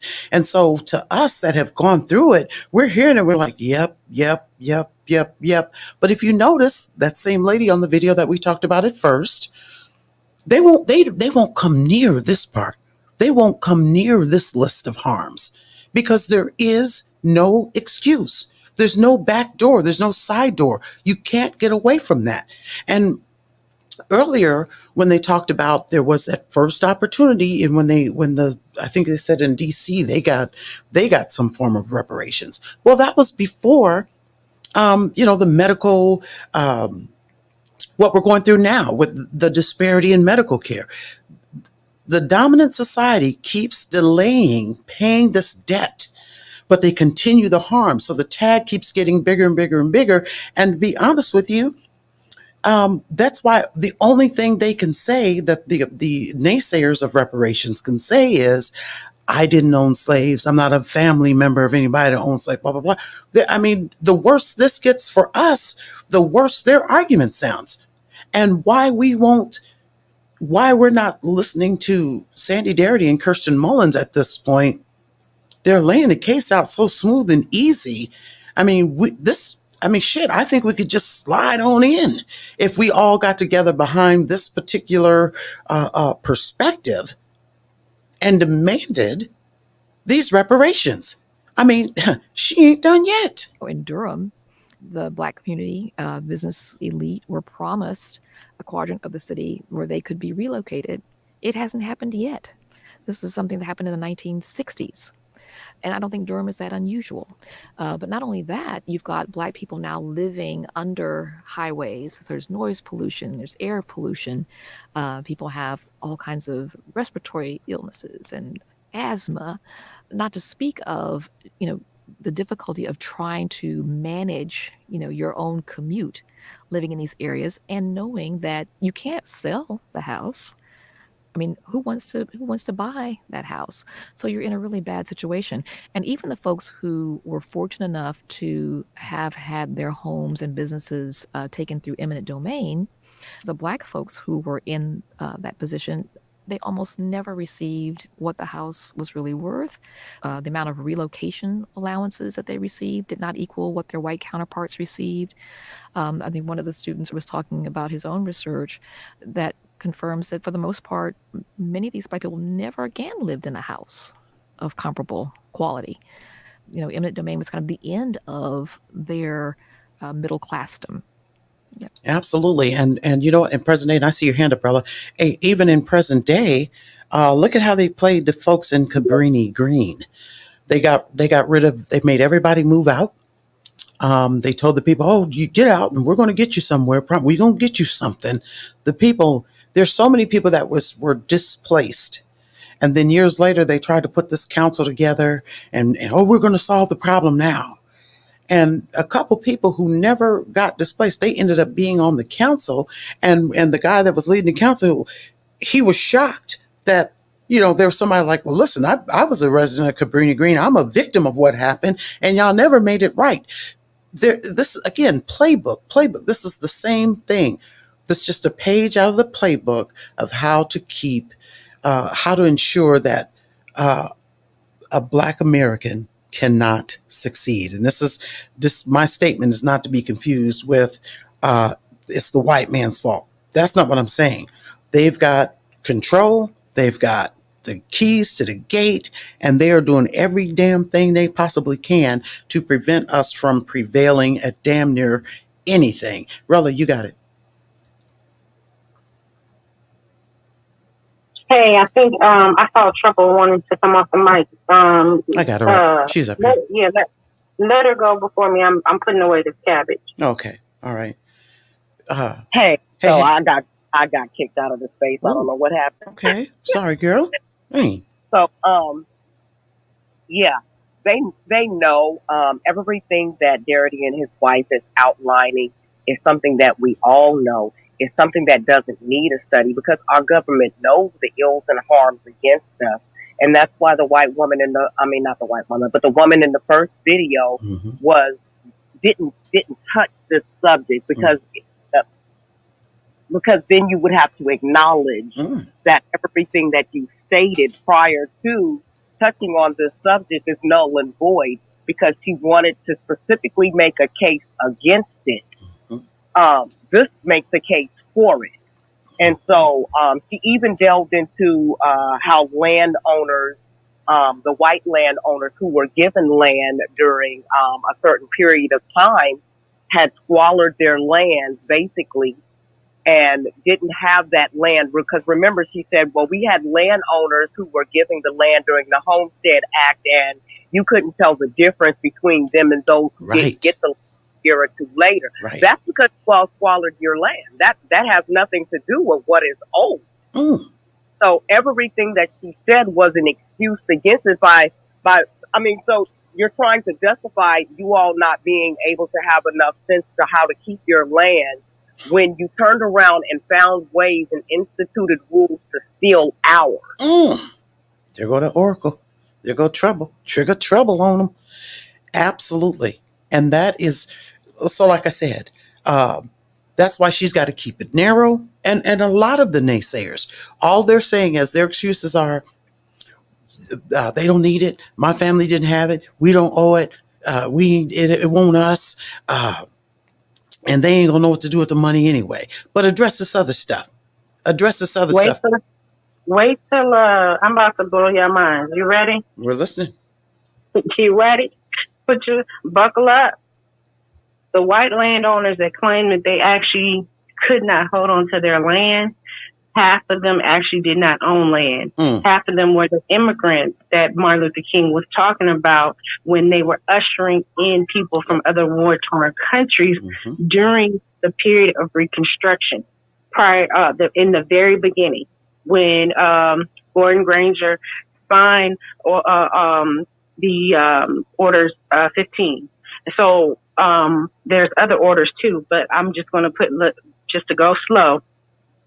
They were able to go to the government with a piece of paper that stated, I own this land because I worked this land. They had just gotten here. These were immigrants that just got here, that they had put into this land to undergird white populations and the slave populations that just were free, and they had mounds of land. The sharecropping lands were heavily occupied by the freed people. The people on December 6, 1865, after Juneteenth situation happened in Galveston. Remember, Galveston is just something that was in one state. When Juneteenth popped off as far as celebration and acknowledgement, because they weren't trying to let them people go down there, it was happening around the country, that even in my state of Virginia, down in Alabama, Kentucky, Tennessee, slave states, they were rebelling. And Andrew Johnson, crooked white Klan self, said, you got to swear an oath to the United States, because they were trying to rise up again. And that's when them bitches was like, excuse my language. They were like, really? We'll go ahead and do that, but trust and believe we just gonna lay in the cut. And while we laying in the cut, let's bring in these other people, because we got to get these people off these lands. And they didn't even give the landowners, the emancipated people, their right to own their stuff. That means people who, when you hear the lady in the video say, there were black people who owned black people in America. Those were people who had bought their families. Those were people who had slave plantations, not slave plantations, but they had plantations of land that they were buying their families.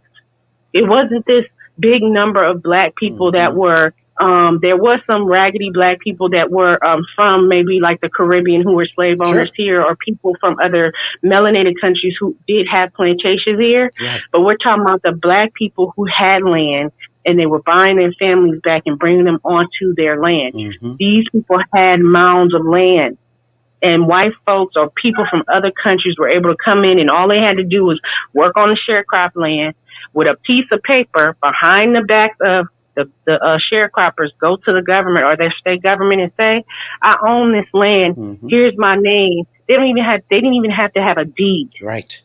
No. Yeah, we know. Like I said, you're absolutely right, Rella. They run in the game. And to be honest with you, there's an actual updated version of that same game now, where they're telling homeowners right now in 2024, check your traps, because I think I read this article where one homeowner came home and either got something in the mail or something on her door talking about somebody else owns the property. So again, there's a playbook. They're operating by it. It's all out of pocket. Shout out to all the people in the Twitter space. People on YouTube, y'all do like Baby Shay say, do like she say. Please hit the like button, share, subscribe, replay gang, leave a comment. I want to hear from you. And also in the Jumbotron is the link to my YouTube channel. Please like, subscribe, share the video, subscribe, and then stay subscribed. Okay. But we're going to continue on with this podcast because, again, William Darity, Kirsten Mullins are breaking this thing down, why reparations are needed. And there is no clap back. There's nothing you can say to justify not paying, or let me put it like this, not cutting the check. So Kirsten has talked about the federal government as the culpable party, but we've also argued that it is the capable party. And other levels of government are not capable of meeting the reparations bill. In fact, we have said that this range of initiatives that are being undertaken in a number of municipalities and in a handful of states are intrinsically incomplete, inconsistent, and inequitable. By incomplete, we mean that these policies are practices being undertaken by cities and states that are labeled as reparations intrinsically cannot fulfill the amount that is due. The federal government does have the capacity to meet a bill of $14.3 trillion. I think that's fully evident as a consequence of what occurred in response to the Great Recession, as well as what occurred in response to the pandemic. The federal government amassed significant amounts of funds for expenditure purposes to deal with each of those crises without having any significant change in the level of taxes that people were incurring. So the federal government can do it, but states and localities cannot. Their total combined budgets at the present moment come to something less than $5 trillion, and the bill that we've outlined is at least $14.3 trillion. So that's the incompleteness dimension. The inconsistency arises because these various state and local initiatives are uncoordinated. Keyword. And they are not interwoven or integrated with one another. So there's not a necessary degree of compatibility between them. And then finally, they're inequitable because they are not uniform. So eligible recipients in different communities are going to receive different types of restitution, if we indeed want to call it that. And in fact, we would argue that these local and state initiatives are something that could have value from the standpoint of reducing the impact of the various harms that have taken place, but they do not have the capacity to essentially provide adequate compensation for the magnitude of the range of harms that have been inflicted on the victimized community. And so we would say it's okay to undertake some of these initiatives, but just don't call them reparations, because they don't deserve the label of reparations due to their insufficiency. I mean, that's bars right there. They don't deserve the label of reparations due to their insufficiency. And how about the fact, and I'd love to know somebody's perspective on this, the fact that Darity has made it clear that the inconsistent, uncoordinated process in which these individual states are trying to get this quote unquote reparations is really ruining the game. And I think I feel like we could put that state pursuit on the back burner, keep it simmering, like 400 said. Just get us the names. We'll come after them as soon as we get done with this right here. You know, I think if all of our energy were focused on that and we were using one voice as a collective community, we'd probably be further down the road in this reparations game. But for some reason, we're not getting there. Rella, you got your hand up. What's going on? Yeah. And so this is where I push back on Darity in his submission in regards to the states, because the state's constitution mirrored the federal constitution. And he's saying, don't call it reparations on the state level. Well, they called it slavery on the state level because the constitution on the federal level said slavery was legal. So at this point in time, the right things that we have is lineage based.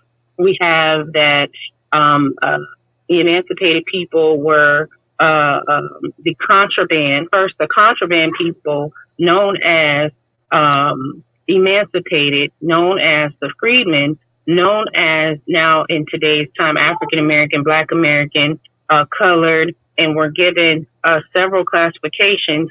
That work has been done.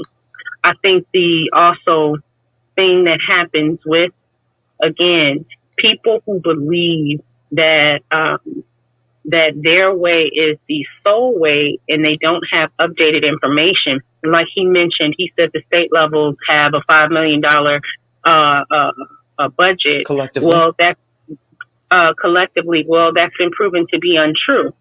Illinois actually just received a budget of over, I think it was $45 billion to actually go after initiatives that have been put forth, meaning that the states who are instituting New America agendas actually have been fortified with money.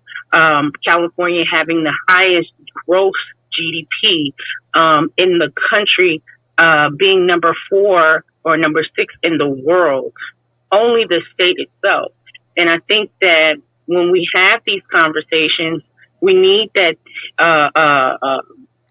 right time historical or right now data to present to the public, to let the public know, no, the states have the money because the states get their money from the federal government. As a matter of fact, Darity's whole point is to go after the federal government because the federal government and its agencies, which the Federal Reserve, that prints money to be sent to Ukraine and Israel and all these different foreign countries combined would exceed the money that literally goes to the states, but it does not mean the states are getting off scot-free and that we should not call it reparations. I think reparative compensatory justice is a local, state, township, and federal debt owed. Okay, now Rella. Now I got Muffet. I got Muffet on the YouTube streets. Somehow, good point, Rella.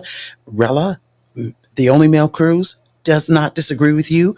I think, and where I'm coming from, which is why I agree wholeheartedly why this podcast episode moved me so much, and is because, and like Muffet just said, and it's coming up here. I was getting ready to recite this. What Darity is saying is that collectively, the states have a $5 trillion budget. And so when Darity made these statements and these were the findings he had, it wasn't that he omitted the information you just spit. It's that situation. It's that, well, hold on. Let me just make this point real quick. It's that this has evolved because we do the research and then they keep on with the harms. Okay. And so the harms keep going. Okay. And so when we sat there with that $5 trillion budget and the availability to do it, they found the money, like Darity said, they found the money to pay this. They found the money to pay that. They found the money to give you to Ukraine. And it had no impact on the everyday John, Jane, Q public. So the point is that they're giving money to the states now in some capacities to really maybe make it look like, see, we can't afford to do reparations. They wouldn't have to give all that money to the states if they weren't trying to avoid paying or cutting the check for reparations. So I think that I agree with you about the state level, the harms, getting that squared away. But I do think if we should do it one pursuit at a time. So because it'll be more of us pushing for the same thing. The same will be like-minded. But again, I defer to Darity and Kirsten before I would defer to anyone else, because as far as everybody else in the game, these are the two, smartest ones, and that's not to insult anyone else. But these two have put in the work. It's obvious. And so why we willfully won't move in the direction that they're leading us, they've done the work in, again, it's beyond me. But I'm going to keep going on with this episode because it is almost finished. But I do want to keep going on. Let's hear what else Darity has to say.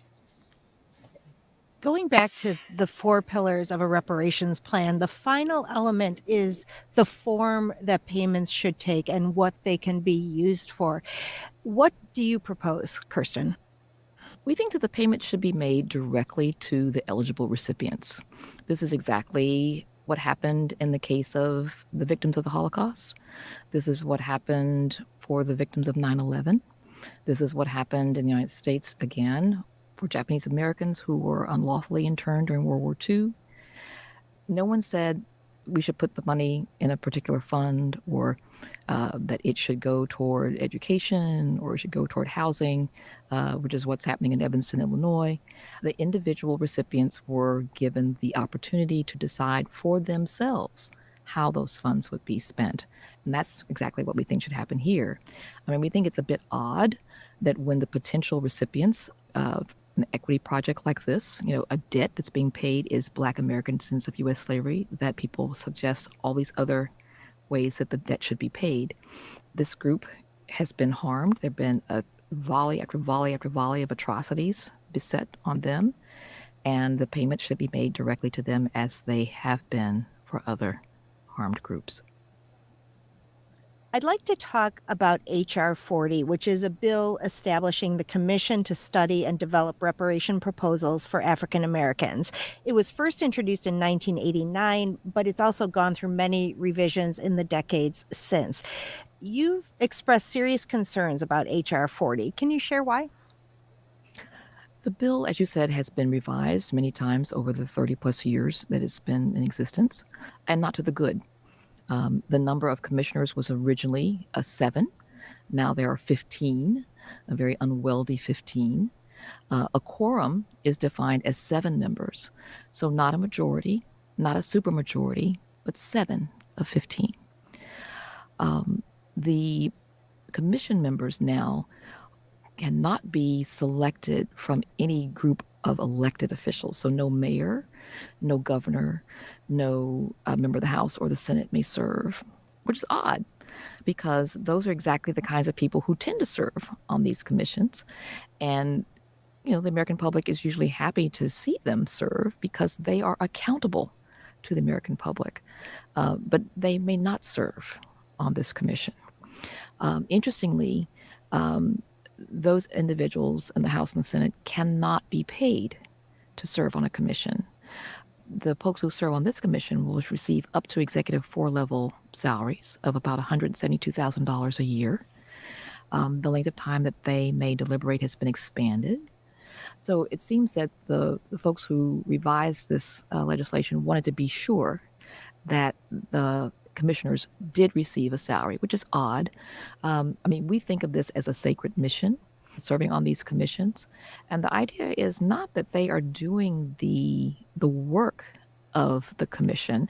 They would have an administrative staff that would be assigned to work with them. They would have oversight.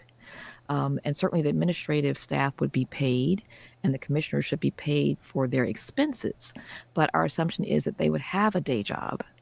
And I'm a little concerned about individuals who would only be willing to serve if they could be paid an extraordinary salary. These are some of the structural problems with the bill. Let me add another structural problem. The director of the commission is not someone who's appointed by an elected official. This is an individual who is appointed by the chair and the vice chair of the commission. But the director has been given the authority to appoint 6 of the 15. So those 6 plus 1 more would give you a quorum. Just a little odd. Then on the, on the substantial side, HR 40 does not include any of the 4 pillars. It does not indicate who the eligible party is.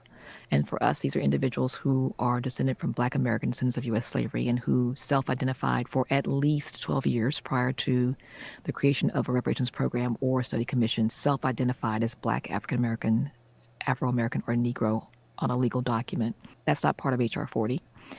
HR 40 does not indicate that the elimination of the racial wealth gap, this $14.3 trillion gap, this debt, is an essential part of the bill. HR 40 does not say that payments should be made directly to the eligible recipients, nor does it say that the federal government is the culpable and the capable party. So, one might ask, well, what does HR 40 say? It doesn't say much more than authorizing a study commission. Importantly, they have asked to be exempt from something called the Federal Advisory Committee Act. And this is legislation that was created in the 1970s to make it more likely that entities of this type did operate in the light, that they hold public hearings, that their agendas that their minutes, that their reports are made public, that they hold hearings, that individuals be allowed to give testimony, that those testimonies be placed in a repository where anyone could access them. This commission has asked, the writers of this legislation have asked to be exempt from that. And, we just want to know why. We are convinced that many people have not read HR40 and that they really don't know exactly what it says. Unfortunately, it's the only legislation we have. There's a companion bill in the Senate, but it's almost identical to HR40. And if one comes out opposing HR40, it feels, to many that you are opposing reparations, which is absolutely not the case for us. We are virulent supporters of reparations, adamant in our support of championing reparations, but HR40 is not going to get us there. And there we have it. As far as what's my guy's name? Daniels, who we played the clip of him earlier, saying that he wanted Biden to sign an executive order that, we get that study going with HR40, blah, blah, blah. And just more waste of time. We don't need a study. We've made this clear throughout the program today. We don't need any more studies. We don't need any more commissions. Cut the check. Everyone else, every other ethnicity has an opinion. Every other ethnicity has come to a conclusion as to why reparations is not owed. Okay, so what in God's name are y'all trying to study? Okay, the study time, study time's over. Ain't no more study. Study what account you gonna pull that 15 or how much $1 trillion. Study what account you gonna get that them trillions of dollars out of, and cut the check. And again, my question is, why aren't we, as easily and smoothly as Darity and Kirsten have laid this out, why aren't we behind why aren't we pushing that? Why would somebody say, hey, let's do HR40? Then does that sound like someone who's hip to the square? Go ahead, trouble the oracle. Go ahead, girl. Ooh, go ahead. Okay, so the study thing is really, it's always irked me hearing something about a study, because the study is just more delay. And the more we talk about a study, it just sounds like that is a good reason for you delaying the inevitable. And what you would like to study is how you can somehow segue white folks into this money, if it is to be given. And so that's the only thing that you really, that a lot of them have in their minds to study, is how can we monkey wrench this money the same way we monkey wrench the money to the so-called 5 civilized tribes that they keep bringing up. Because notice, even with the first video that you played, the woman kept, and they always do this, they always reference the 5 civilized tribes. So we have to ask ourselves, why are they called the 5 civilized tribes? Why do they reference that? Why is that important? And notice Biden even said when he was asked about reparations a long time ago, well, if you can find a way to get put the natives in there as well. Why? Because you know what you did when it came to the natives that was on this land.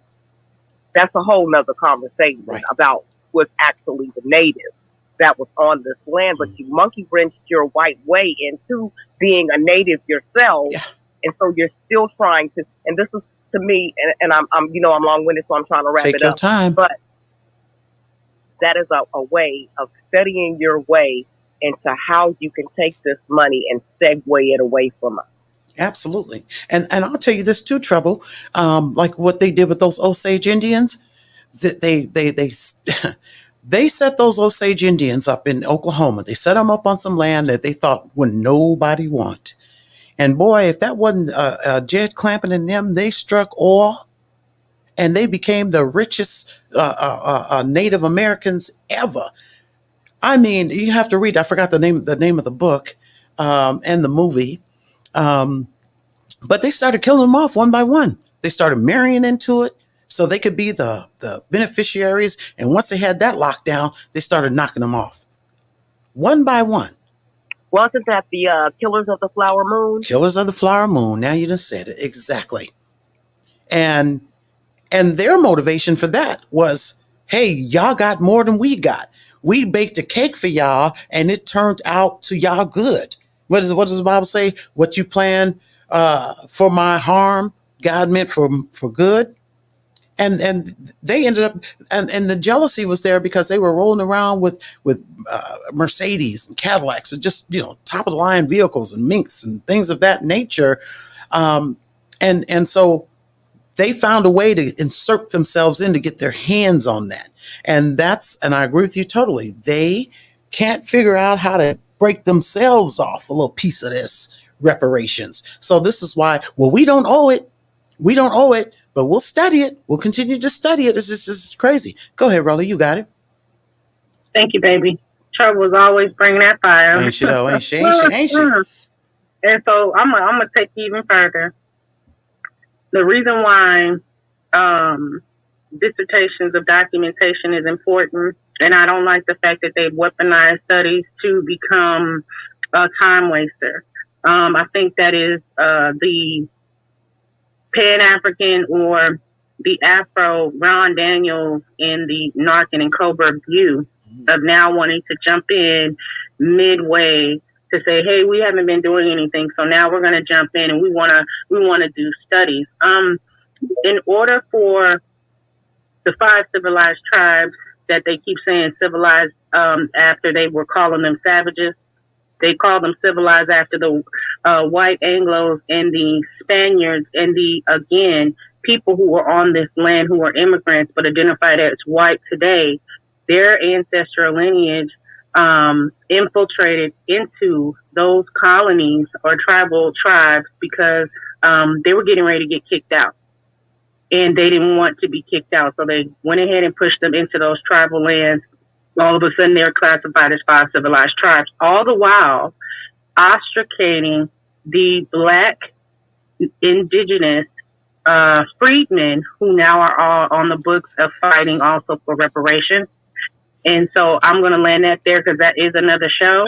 But I just wanted to give people that piece of a nugget so you can go ahead and follow that rabbit hole. Mm-hmm. The other piece of it is Maureen. Shout out to Maureen and Dr. Shirley Weber, NASD, and as well as CJAC and the people out in California and around the country who have identified lineage. If we didn't have the term lineage being put on the forefront, that would tell you right then and there, the same people who would have done, who did the Indians that, the 5 civilized tribes way, we would be facing that same, issue if we do not identify who are the descendants mm-hmm. in this movement to receive reparations and how do you quantify? Because see, you can't answer that question and then say, we don't need studies. Actually, we need to stop demonizing commission's work and actually identify who are the people. And without that, we can give money to all Black people because that's what Narcan and Cobra want. Right. And we don't want that. No. And I get that. And I know you're trying to play both, you're trying to present both sides of the fence. So let me do something real quick. Let me reset the room. Shout out to Captain on the stage. Give me just a second. I'm going to let you come up off your mic, Captain. I do want to acknowledge the YouTube streets. I ain't mad at y'all. Muffet, you hold it down. George, you're holding it down. Muffet said, once again, opponents will refuse to challenge reparation payments based on the claim that no one alive today has suffered the harm of directly being enslaved. Jews and Japanese were directly affected. Even though the interned Japanese were directly injured, it still took an act of Congress to award them redress. They weren't able to accomplish reparations by lawsuit or any other way. I read an article on the Evanston reparations that Cam Howard was advising the organization that conducted the study and administered the funds. That's all from Muffet on the YouTube streets. George Middleton stating that no white person in any position of power and authority should have anything to do with determining the process of reparations, in parentheses, for obvious reasons. Here's my point. All that information, there's so many learned individuals, Rella, you, for example, that have all of that, twist and turn information. We don't need the study. We don't, again, I totally agree with what Trouble said. We've done the work. We've come up with the game plan.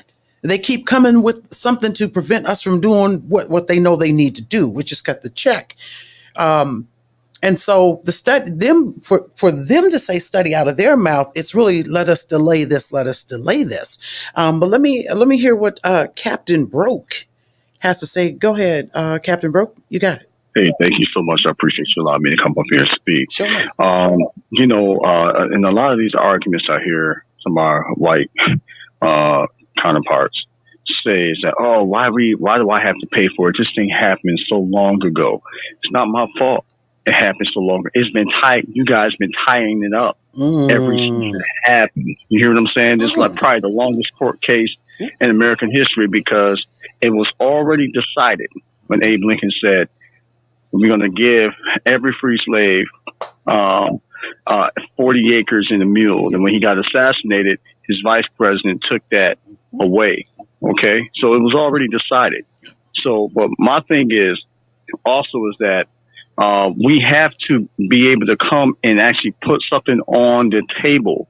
And because we can talk about it and everything, but like we just talked about the Japanese, these Japanese camps, but we have to go to the government and put something on the table, get those representatives to talk about it. Now, this is my only concern. I'll be honest with you. Sure.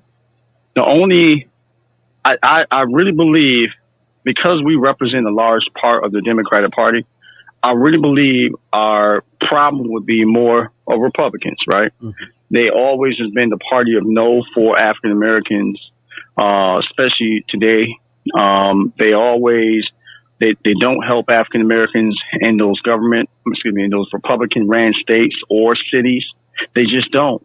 Anything, even our history, they want to erase our history. You know what I mean? And we have to figure out a way, whether it's through organization or through legislation, that we can actually get some of these things passed, because we can talk about it. But man, guess what? We may not see it in our lifetime. These people, it's like convincing the white folks, like, how much do you pay to me? Like, we giving them the power to say how much. If it was up to them, they probably would just give us a ham sandwich, because it's coming out. They feel like it's coming out their account. Right. But we have to literally, and I'll be honest with you, I know there's a lot of crazy stuff that's happening, and people like, F you, even though you brown, you look like me, I don't want you here, this and the third. And they're American born and everything else like that. We have to come together. Obviously, they have to do the research to see what families is back there, which is really hard to do because we took a lot of the white slave owners' names and stuff like that. But a lot of us have been here, okay? And these people that to really ask your oppressor for something that they have never given, when most likely never will give, is asinine sometimes, I feel. However, if they can't give it, we need to take it. And then rather if it's through force or maybe even dipping in those markets that we see today on the stock markets that actually built those things up, we need to learn better, faster, and outperform them in so many different ways, as far as like this through books, literature, or whatever it might be. Now I want to seem like I'm losing my train of thought, but I had something else powerful to say, but it's okay. Well, I really appreciate you guys allowing me to share this thing. But you made a great point when you mentioned when those Indians got what they got and they started making money, white folks start, I can assume, befriending them, marrying into their families, trying to transfer wealth, just like they do when the NFL player or NBA player get a nice deal. They give them a white woman. Absolutely. Transfer wealth, get a divorce. Right. Absolutely. Well, I'll tell you what you do, Captain. You stay on here, mute your mic, stay on the stage, and we're almost done with this episode.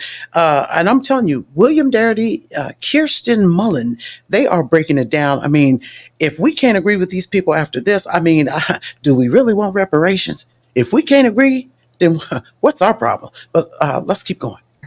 Yeah. Representative Cori Bush introduced a resolution earlier this year that has some very positive features, but it ends up having an endorsement of HR40 without any indication that HR40 should be revised or altered or replaced.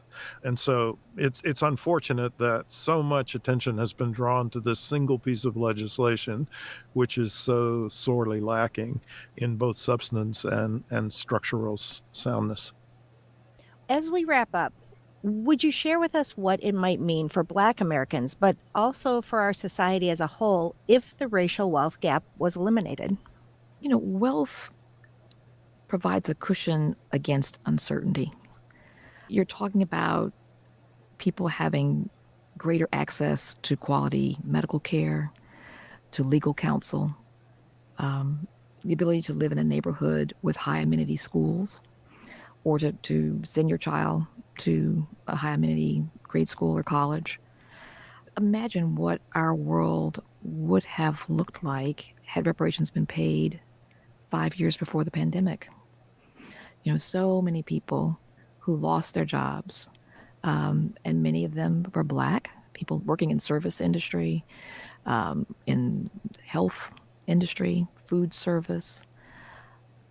It would have been a very different outcome, and not just for Black Americans.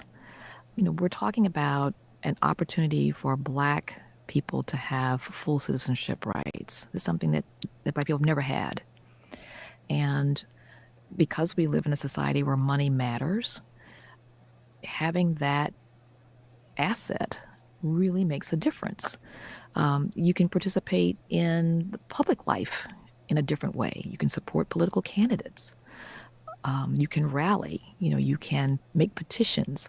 There are all kinds of ways that you can make your voice heard legitimately, legally. Well, see, every time she get to cooking, this thing wants to, she's almost done to every time Kirsten gets to cooking, boy, I tell you, this podcast wants to clown. Don't clown me now. Don't do it.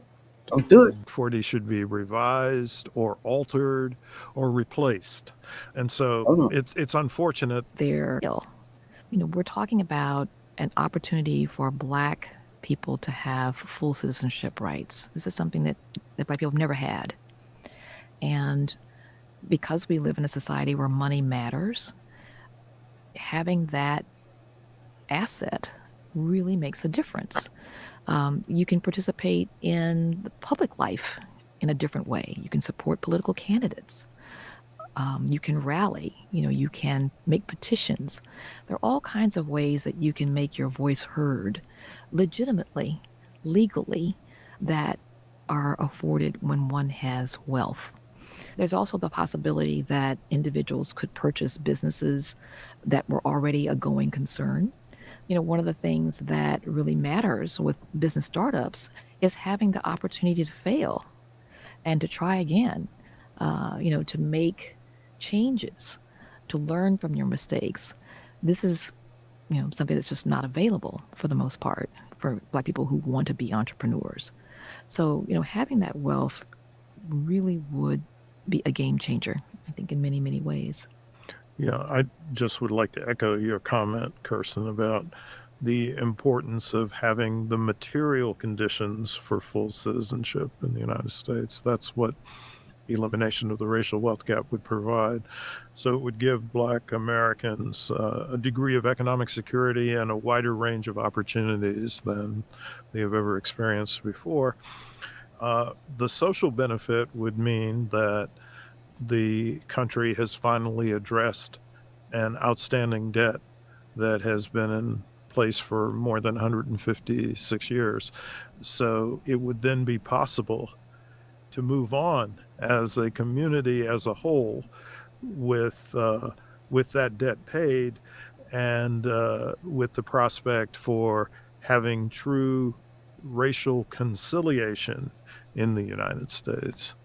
I was going to say one thing I think, too, would be part of that conciliation is an acknowledgement of our actual history.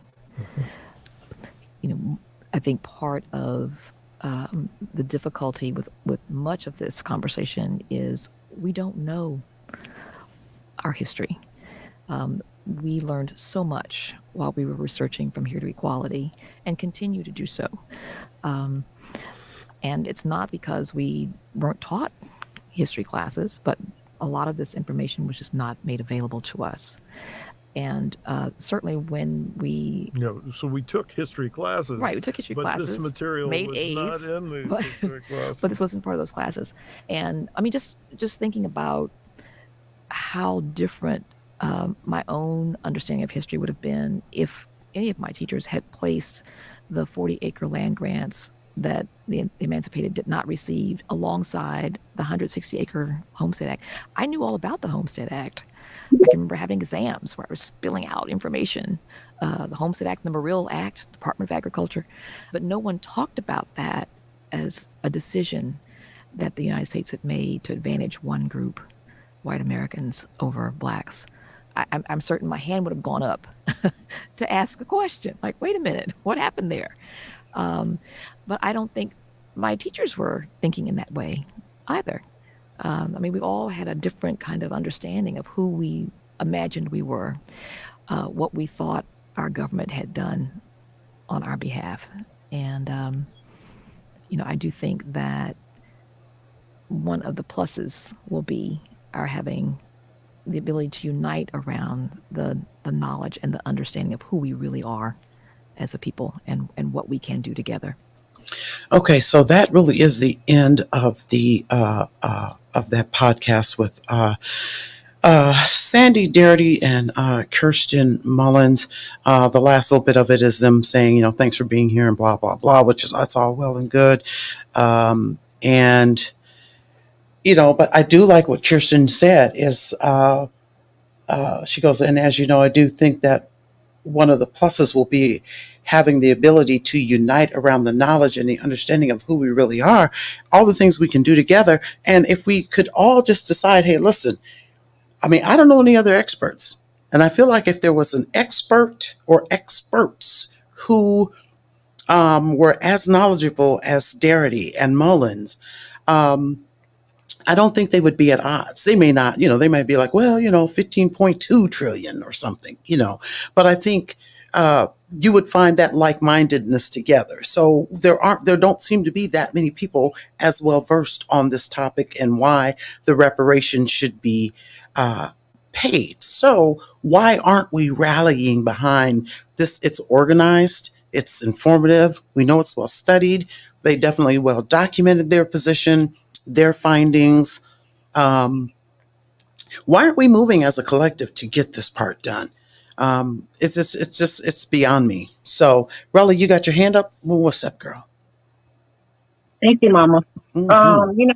I think it really is because, again, this information is not out in the masses in this way. I think the term reparations and the fear mongering behind who's going to get it and how is it going to get paid drowns out the mere fact that there is a miscarriage of history that is being ignored by the dominant society or mainstream media, and that's being romanticized by the MAGA crowd, the America Spurs, who are the deniers to say, oh, well, we ain't paying reparations, this, that, and the third, when there is a long list, America's history, and you've always seen me post that list of people who were not descendants of slaves getting reparations from the United States. Yep. And so I say that Kirsten Mullen, I love her stillness. I love her poise, yes, her poise, indeed, in the space of telling the story and letting people know that, hey, history has to be a part of the discussion of reparations, right? Because as they admitted, even themselves in their elder age, they had to even take more classes to deep dive into history. And I do the same thing. I don't take classes, but the deep dive, sure, it does open up a door for you to know that actually you can identify the families and the people who right. would actually get reparations. You actually can identify the story. If research, the same money that was put into archaeological digs, the same money that's put into researchers that go around the country without no jobs because they're getting funded from the government through contracts to study things in this world and in our country, we would have the same benefits of telling our story. And we are not given that. We are not being healed and repaired in that. And I think that was the reconciliation she was speaking to. Absolutely. And that's why when the people keep talking about study, like it's that study time's over. Let me shout out the comments on YouTube because they're pretty deep. And then Texas, I see you up here. Captain, I see you got your hand back up. Y'all just stand by real quick. We're going to get right to you. I want to hear what you have to say. So George Milton is saying that 2.7 trillion in income lost because of disparities in wages suffered by African Americans. PDQ, YTF, shout out to you, have to hit pockets. Okay, PD, I hear you. I see it. Okay, you're saying that boycott would change a lot, but it takes unity and determination.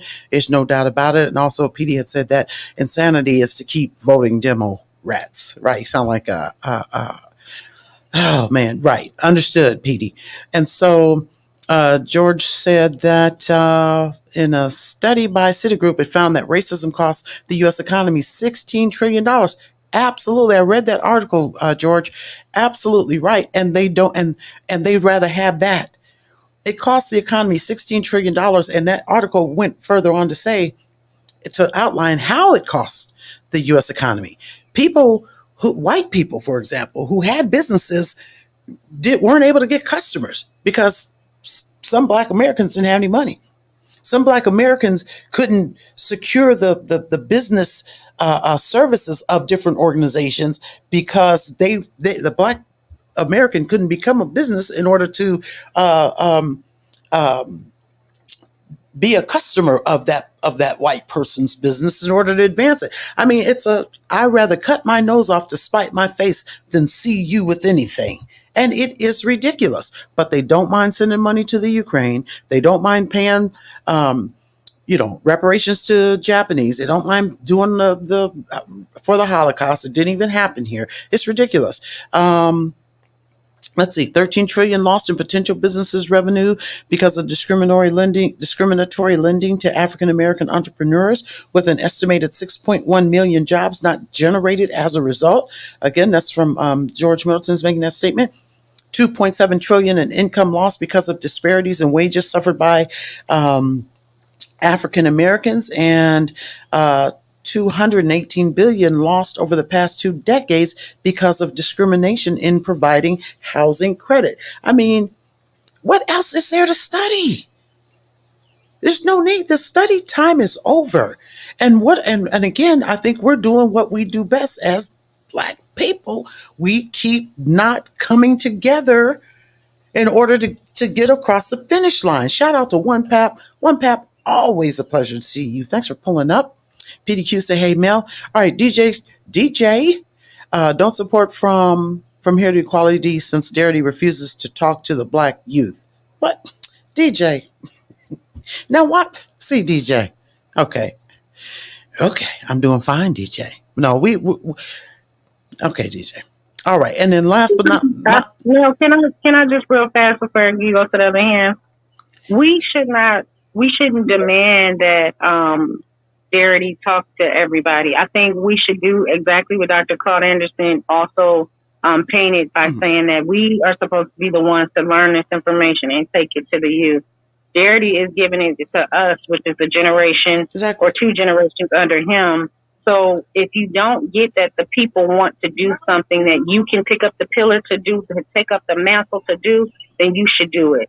Because the shoulders of these elders right now is heavy. And I would not put that type of pressure on them when the space that they actually need to be in is in the political, in the governmental space, in the academia space, spreading this message. Right. Now, if you want to take the youth to the Duke University lectures that Darity has, I would say get a bus, get something, and get these kids over there to them lectures because you can go to them. So let me ask you this question, Rella. Is this in response to what DJ said about don't support from here to equality? It was. Okay, yes. all right. Thanks for clarifying that. Yeah. It sure was. Shout out to DJ. DJ. Shout out to DJ. Okay, and now let me also, and we love you, DJ. You know we do. And so Muffet also said, Mel, despite all the great work that Darity, Mullen, and others have done, it has not put us 1 inch closer to bridging the gulf on how to get reparations. We are in a position hoping for a goodwill. That's exactly what I'm saying. And so then I think there's some things some housekeeping we need to do. First, we need to, I'm sorry, and I don't want to offend anybody, but if I do, it's not my intention, but we need to tell Ron Davis, sit down, Ron, sit down, because we don't want no more HR40. We don't want another commission. We need to come up with, we need the check. We need the check, period. Thoughts of the week. The study is already done. Shout out to Dr. Claude Anderson, Black Labor, White Wealth. Ain't that it? Study time's over. PDQ says they know we don't need a study. Dr. Anderson did the study already. Ain't that it? And then DJ says, get in that purple chat, y'all. Y'all must not be paying attention to what just transpired. Go on, let them know, DJ. And let me reset the room. Thanks for pulling up. The Only Male Crew Show on Twitter Spaces. We're on YouTube. Please hit the like button, share, subscribe. The YouTube channel is in the Jumbotron. Subscribe to the YouTube channel, share the show. Let me get to the people with the hands up. Brother Muko, shout out to you. Texas, you had your hand up. Let's see what you got to say, sir. How you doing? Hey. How you doing? I got a reparations group on Facebook, Reparations for Black people in the USA. Mm-hmm. My first question is, okay, so we're through with the research. You know that even slave owners Your phone's going muffled, honey. we know even the slave owners got reparations. Mm-hmm. So we know, and then I know the Native Americans, they get to go to school for free. They get yearly checks. I think it's yearly, and we're asking for what they call them reparations. I forgot. I can't think of the word, but it's reparations that you pass down to your kids, right? We're asking the same thing that the Native Americans got. That's what we need. You know what I'm saying? Right. And I want to know when it's, because I really feel like it's going to get ready to happen. You know what I'm saying? I don't know what else do they need. The federal government could have stepped in and say, hey, we're going to go ahead and do it. Hey, y'all need to come and prove that y'all are descendants from slavery. Right. Okay. And so, number one, how are they going to prove that we are descendants of slavery? Because I'm in Texas, and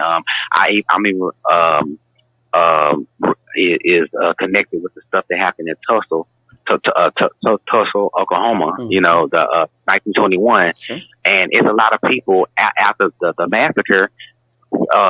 Ran to Texas after that happened, and it's people from Texas that's descended from that massacre, right. and people in Texas that's descended from the massacre that happened in Texas. So how are they going to prove that we are the descendant from slavery, the massacre? How are they going to prove it? Okay, so thanks for your question in Texas. I'm glad you wrapped that because your phone started going muffled again. But in this podcast that we listened to, Sandy Darity and them broke it down. The link to the entire podcast is in the description. Also, you can hit that replay gang and hear it as we broke it down. George Middleton is saying our biggest flaw as Black people is our political division, and we are too busy arguing over who's got the best master, i.e. Democrat or Republican. Foolishness, shaking my head, no doubt. We keep sidestepping ourselves. It's ridiculous. Captain, your hand is up. What's up, sir?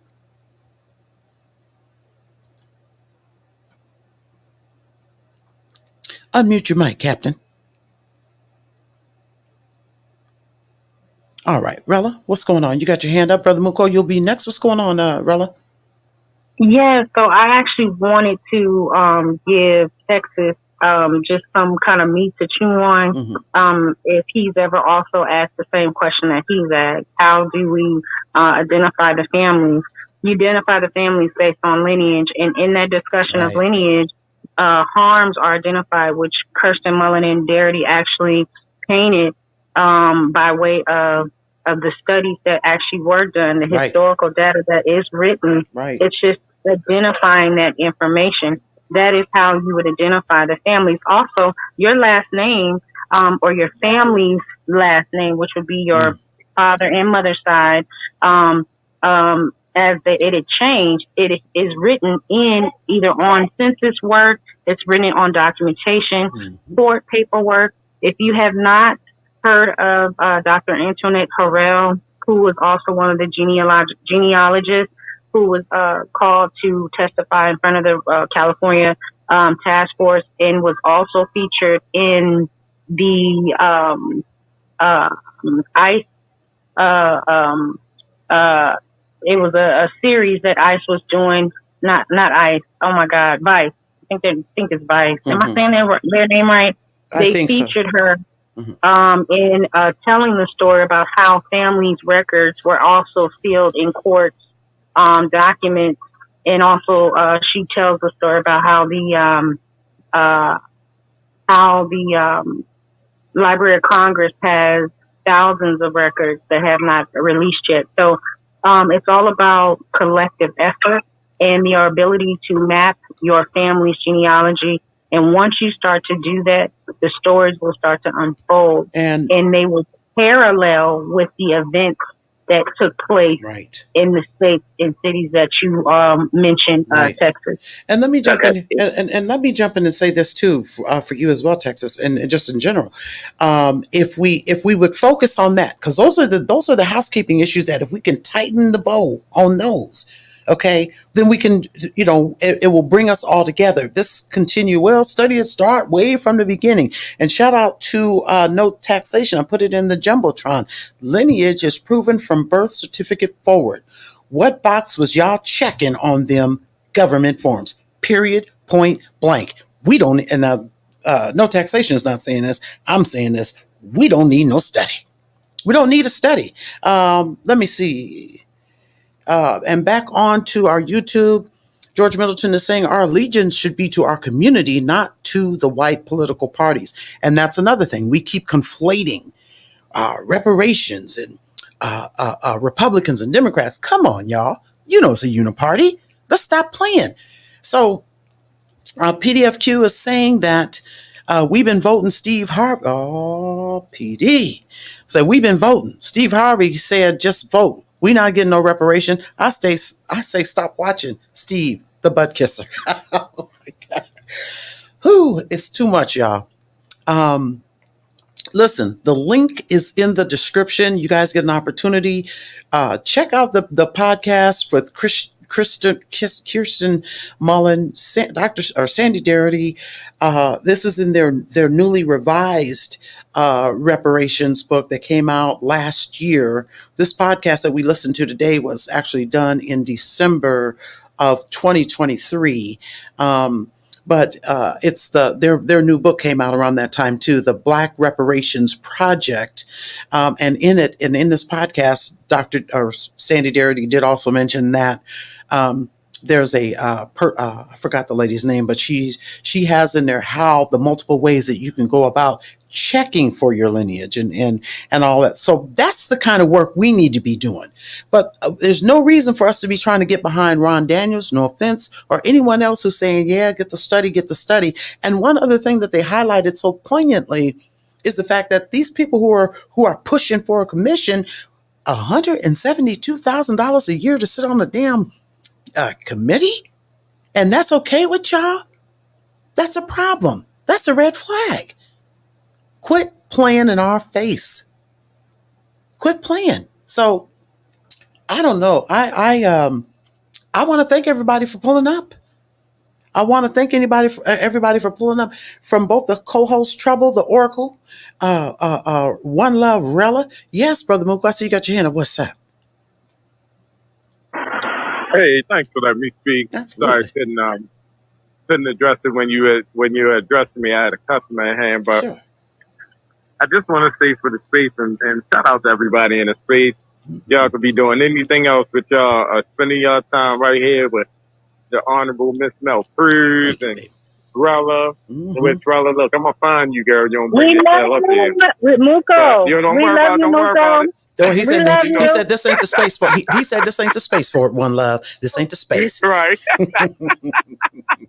But I will say this, going to the title and the alignment that's needed. That alignment is needed is that we cannot do this in a system of racism, white supremacy.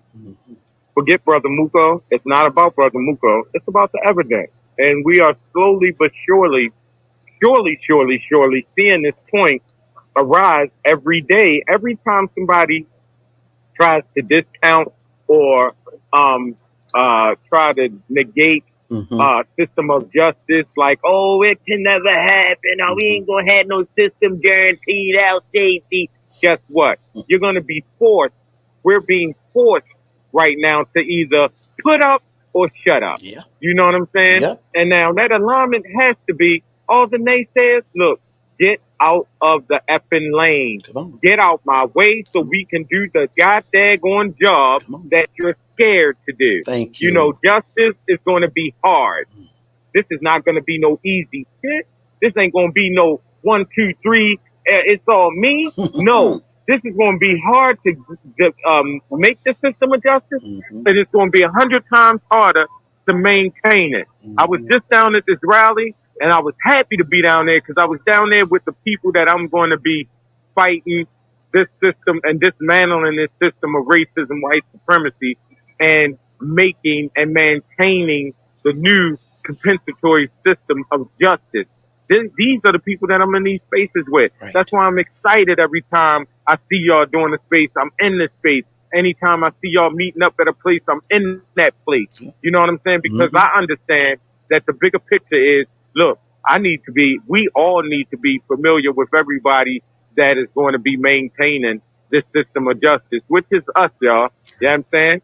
I'm just giving, if you didn't know, well, now you do. Well, you know what I'm saying? We are going to be the ones doing this system, and we are going to be the ones maintaining it.